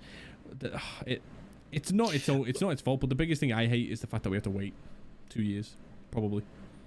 The biggest thing, one of the bigger things anyway, is certainly the fact that they just don't know which direction they're going yet. They just look as though they're they've got sort of multiple train tracks, and we haven't reached the point where they're going to branch off onto that one track or that track or that track or that track. They're just still in this stage, Alpha 1, still gauging the general opinion. Which is why it's good to do what we're doing now, and going on the forums and discussing it and watching the development videos and giving your feedback in the stream chats, etc., etc. And that's exactly what they're looking for. So I think the best thing people can do, if they've got an opinion on what they want Ashes to be, is to sign up, and you can use Liam's referral code in his Twitch channel. Yours? Your Twitch channel? You can do that, and jump onto the forums and give an opinion. I mean, you might not be playing the game, but it doesn't cost you anything to give an opinion. Give your opinion, and trust me, Steven said, millions of times, he reads 99.999% of all forum posts, and he will read that, and he will get a general consensus of what people want to see within the game. And that would be my thing, is, if you've got an opinion of what you want, say it, and say it loudly. Have you had one of your... Have you commented any, opinions or anything like that on the forums yet? I have posted my opinions on the combat system. Or in general, in anything? Not in terms of what? So like you were saying, they replied to all the comments. Have you had any of your suggestions or anything like that replied to? Yeah, I mean, Toast, generally, do the alpha on the Discord? Yeah. The alpha Discord that we've got. I mean, the mods have been fantastic with that. If you say, if you at one of the mods and say, can I have a quick word, this, that, and everything else, they'll actively jump into your Discord DMs and say, all right, how you doing? What's the problem? Yeah. Or, not necessarily what's the problem, but, what can I do for you? They're very good. They're very good. They've got a very good community team there. A GM team, community team, whatever you want to call them. And they're doing a fantastic job at the minute. I mean, obviously, I think they prefer to use the forums. Me personally, I'm not a forum guy. I've posted 3 or 4 messages on the old-fashioned forums. I just don't do forums. I haven't got time to read through 6,000 posts on a Discord forum. Sorry, on a just a regular forum. But you know, Discord, I'm always on Discord. I can just sort of scroll through that and this, that, and everything else, and I find that a lot easier for my eyes to just sort of peruse over. But yeah, no, they've been very good. The team. I agree. The only reason why I brought that up is I've only, in terms of like one direct question that I was hoping that they would answer. It's completely different to anything that we talked about so far, actually, until you mentioned that referral link. But I asked one direct question. I was seeing if I could find the exact reply on Reddit now from Steven himself. So he managed to reply to this one, but I don't know how I would find the exact reply. Do you know what I mean? I could probably find it somewhere, but essentially what I asked is when it comes to this referral code, right? Because now if I log into I can't bother logging into my account. It's 2-factor, so it'll take me like 5 minutes to log in. But if I log into my account now, it'll say you've had X amount of people use your link to refer, right? And obviously in the future, that's when you get your kickback. This is all well and good, right? But my question now is, let's say it says 10 people. You've got 10 people referred. Who are those 10 people? Like, yeah. Now, I will admit, I saw your post and I saw his response. Yeah. I completely get why you responded. It was the complete corporate answer to the question that you asked. I mean, yeah, there is really, especially in data protection laws these days, there's no real way of knowing, is there? So really isn't. Yeah. You're right. That's exactly what he said. Maybe email addresses, but even then, no. Email addresses don't need email addresses. Laws now, don't need the image. I could be. We were talking about account name, username, for example, or you simply when you use somebody's link, you maybe have a little pop up where it says, "Would you like to let your referral person know?" Like that you've used your referral code, and then you could just type in a name. I'm LiamH, you know, I am LiamH from your Twitch channel, for example, right? Because just as an example here, right? So my idea was, which again he's also kind of said no, I wanted all of my Intrepid books, which they call it. Let's say I've got $100 of Intrepid books every month coming back from these kickbacks, right? Make it a nice round number. Well, that's not round. 150 books, right? Because then I could buy 10 monthly subscriptions as an example, right? Just like you would when you used to go to the game stores in the past. You would buy your WoW subscription on a little credit card thing, you'd scratch it off, you type in the code, you unlock your monthly thing, right? Just like you do on Steam with your codes on there. I would love nothing more, for example, to buy 10 codes if I've got exactly that amount, and then do them on like little giveaways and stuff on the YouTube, the Twitter, on the pod, whatever, right? Just I don't want that money like you're in Intrepid books. I don't want that, right? It's not my job to do this, right? I want to get that back, right? But now I don't even know who I could even potentially give this back to. I could give it back to the people who are directly, you know, like funding it, but I don't know who these people are. You know, I could have somebody going, "Oh, can I enter your referral code giveaway, for example?" Because I'm one of the people who use your referral code. Did you? I don't know if you did. I mean, I don't know why there's not like a little opt-in thing just to say, yeah, hi, you know, so for example, let's say I use your referral code. Okay, you've now linked to Salt and Pep, right? And I'm like, oh, nice one. So little box there. Yo, Pep, it's me, Liam, from your Twitch stream. Yeah, just nice one. I've referred your code. Now you've got a little thing which says, person number 1 has been referred. They called themselves Liam, right? So you now know who Liam is, right? Because there's maybe the one Liam in your chat. Because I would just like to know who these people are who I'm thanking. Do you know what I mean? If in the future I get more, I get 10 referrals, 50 referrals, whatever it is, right? I don't care. I would like to give something back to the people who are using my referral code. Like if I can, you know, chip away with little, I don't know, like whatever. And I got what he said with the data protection thing, but I don't want to know their fucking first name, last name, you know, fucking sex, age, postcode. I don't want to know this shit.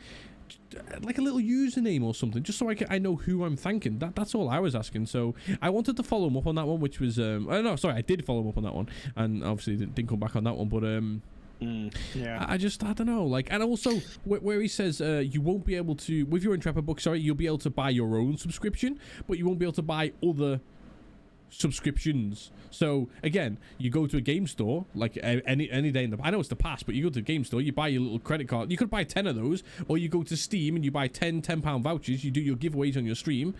you know, but you can't do this with Intrepid. But what's the difference? What's the difference between me using the Intrepid books for my personal subscription or giving that subscription to somebody else?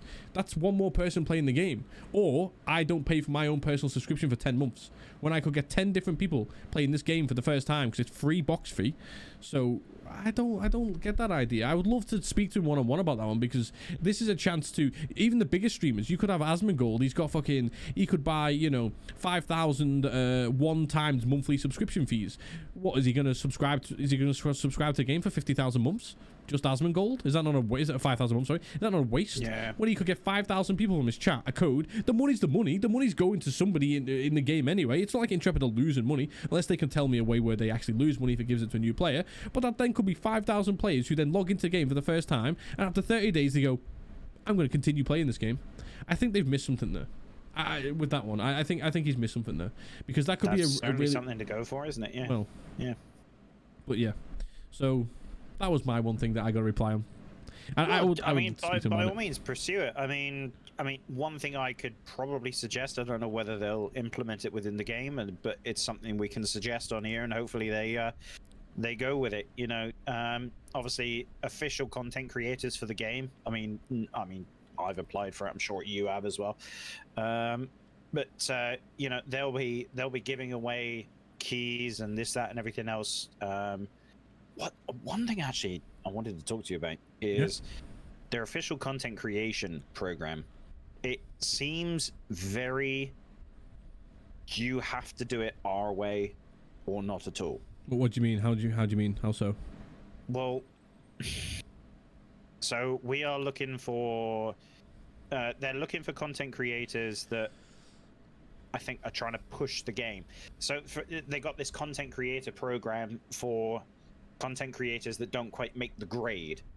Okay, the training thing that they said, training program. The training thing. So for instance, they're I think, what are they going to teach you? Are they going to teach you how to stream, or are they going to teach you how to plug a game? We would only find. I mean, I could guess. I could give you my guess. I mean, personally, I think they'd be training us to plug a game and speak like fucking politicians. Bro, I have no idea. I don't know. What I would picture it to be, that's, you know, it's a question that needs answering at some point. Yeah, isn't it? The first thing I would say about that, I've heard other people say this as well. I don't know why they're focusing on making like a training program for content creators who don't make the cut. If you don't make the cut, you don't make the cut. It's nice that they're going to reply to everyone. That is really, really nice, because how many people apply for these kind of things and just never get a reply, and you're like, oh well, fuck you then.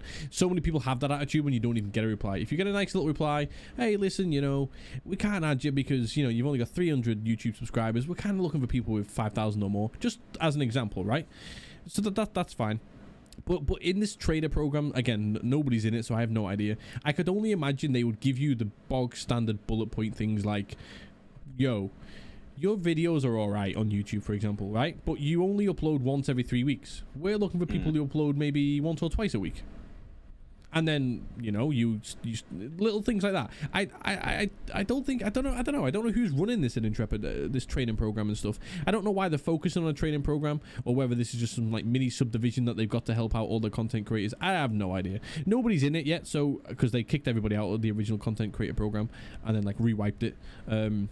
Oh, did they? Yeah, I didn't know anything about that. Yeah, so for example, I've heard this from you know, Paradox Gaming. So he said he was in the original content program, and then what they said is they've completely revamped how they're going to do it. So they just basically wiped the slate clean, nicely kicked everybody out, and said reapply in this new format, and then we're gonna resort it out again, which is fine, right? Maybe Margaret is doing it because she's done some. Obviously, she's done some streaming. I think she's like a partner stream and stuff. So that's fine. No. But she's in charge of finding the person that's going to run the community program, and then both of those two people are then going to find somebody to run a subdivision, as it were. The sort of affiliates, but not partners. If I'm going to do it in a Twitch way. Yeah. But then again, she's. I think she said in her Twitch stream, or their Twitch stream earlier on, that she had to do a second round of interviews this week because she couldn't quite figure out who she wanted to employ. Right. No, don't hire Nick. He's terrible. Right? No, I agree. That's fine. But it's just like, I don't know. I don't really want to talk too much about like a content creators program because I have no idea what it is. A bar some beta keys. I don't know what you get. I don't know like what the deal is. I don't know like.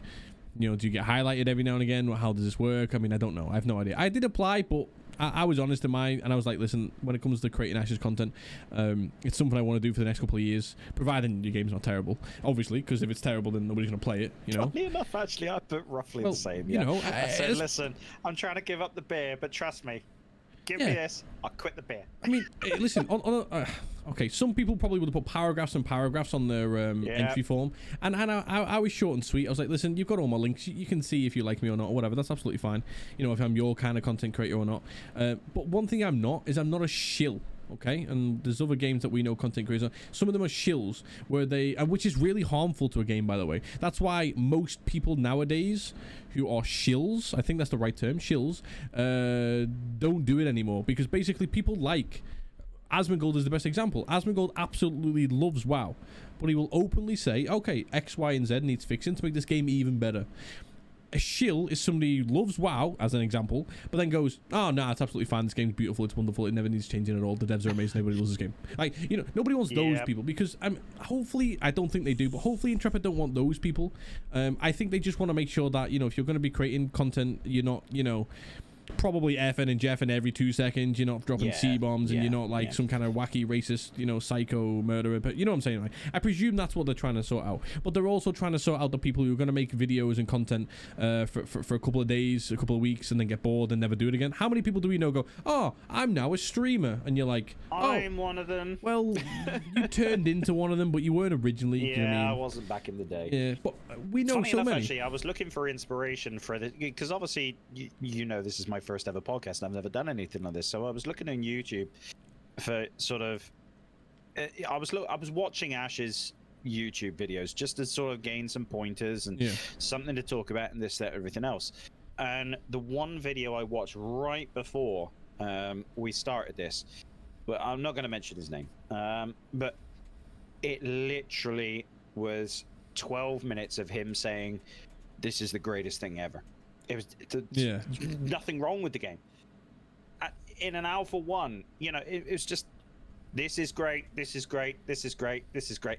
On it, no, you can't do that. Was he being a shill? It just gives off it doesn't give the right impression of what this game is. It doesn't create the right atmosphere that you need, because people are coming to the game thinking, oh, this is all fucking shits and, sorry, this is all roses and, oh, goodness me, just, nah, I don't want to be that kind of guy. I mean, if it needs calling out, it needs calling out. And, you know, I don't know how many of the episodes of this I'll be on with you, but hopefully many. If it needs calling out, I will call it out. Like Toast knows. Bro, listen, if you were nah, you know what? I don't know, but your DMs with the official people at Ashes are your DMs, but yeah, like, shill is the right word, by the way. Shill essentially means somebody who falsely says positive things about something that isn't really positive. But again, so yeah, I think they're just trying to weedle out the people who are going to make content for a couple of days and then stop, compared to people who are going to try and progressively bring out content every single week, which is what all games want. Because how many people like watch content on a game weekly, monthly, whatever, and then that makes them carry on playing the game? They hear the new news story come out of the game, they hear the new updates come out of the game, they watch little podcasts and stuff or whatever, and then they go, you know what, that's actually triggered me to carry on wanting to play the game. The game's still in, there's still things out there. Do you know what I mean? Like, if you logged onto your favorite, onto your YouTube page now, I presume, let's say most of yours was WoW, right? And and then all of a sudden there's nothing in your WoW feed anymore, and then all of the WoW content creators that you subscribe to are no longer bringing out WoW videos. You're like, oh, I take it that game's just dead then. That's kind of like a vibe you get when no content is being created about the game. So I'm presuming they're obviously looking up for the high people, the thousands of viewers, the hundreds of viewers, all these kind of people, right? Of course they are. It makes sense to have those people in, and also the people who are really, really knowledgeable about the game as well. But then I think they want to vary it slightly. So then, as long as you're gonna, you know, bring out fair content, do you know what I mean?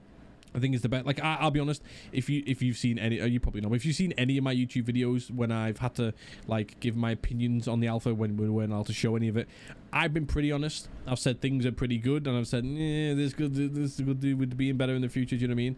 That's how I like to bring out my content for this game. I'm not going to sit here and say Ashes is the greatest thing known to man. I genuinely hope it is. I hope that this is a game that we're playing in 10 years time, 15 years time. I hope it is, but I'm not going to sit here now and say I played 50 hours in the alpha and this is the greatest game I've ever played, because it's not. It's an alpha. We can't say that. Do you know what I mean? I like to bring out what I think is opinionative, but like truthful at the same time. Do you know what I mean? I think, you know, as these Ashes of Conversation podcasts continue over the months and years as we progress towards launch, we'll know a lot more. We'll be able to give more balanced and varied opinions, and I think that's the most important thing.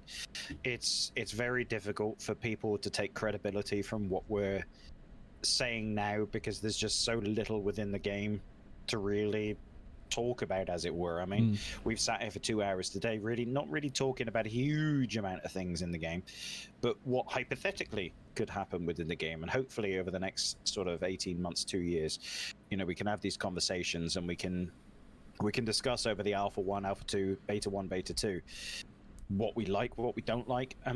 You know, certainly Alpha 2 is a very critical stage of this game.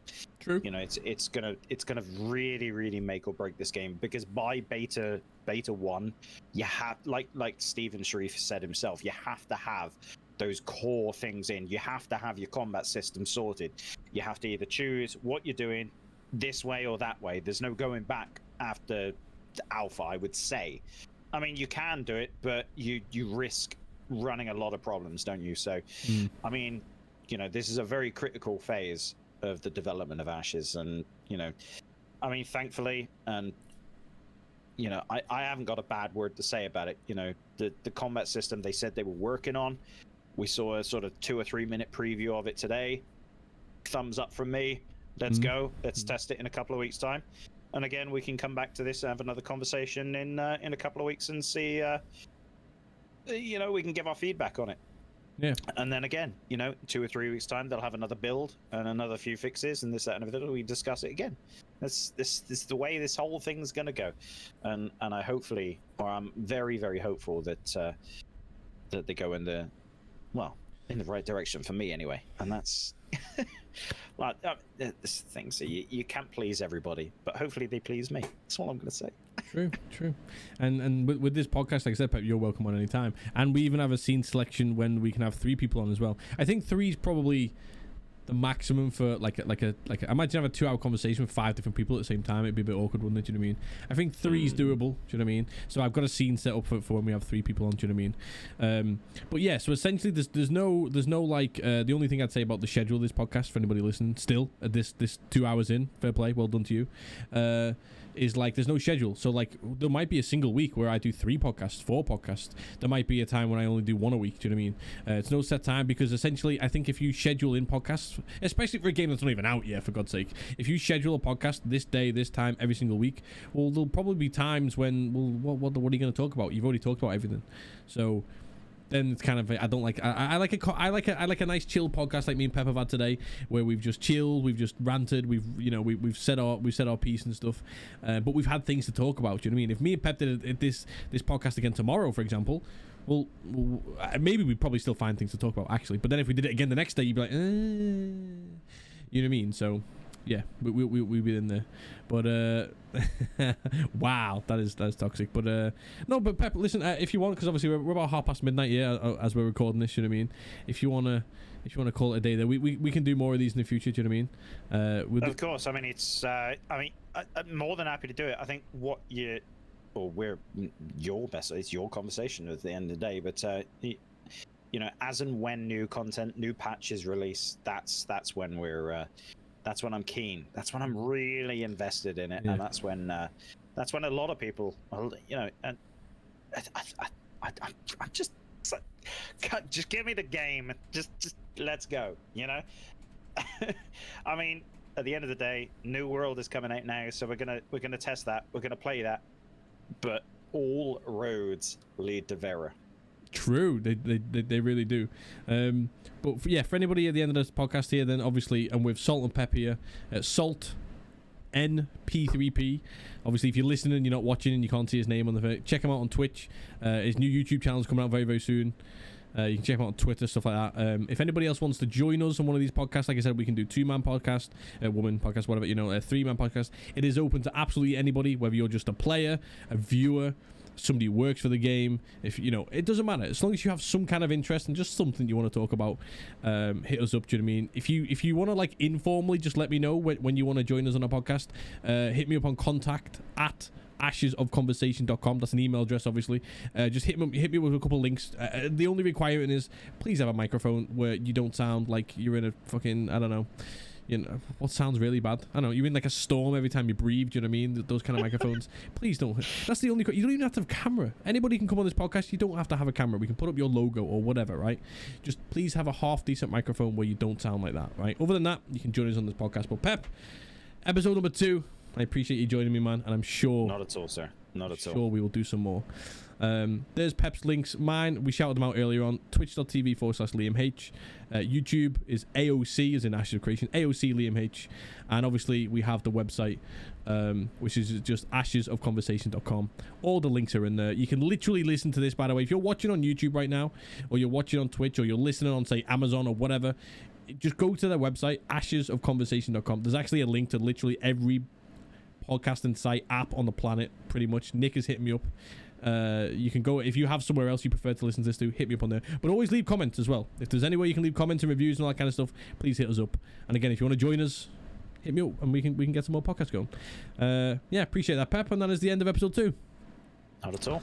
That was good, right? That was good, right? See you beautiful bastards later on.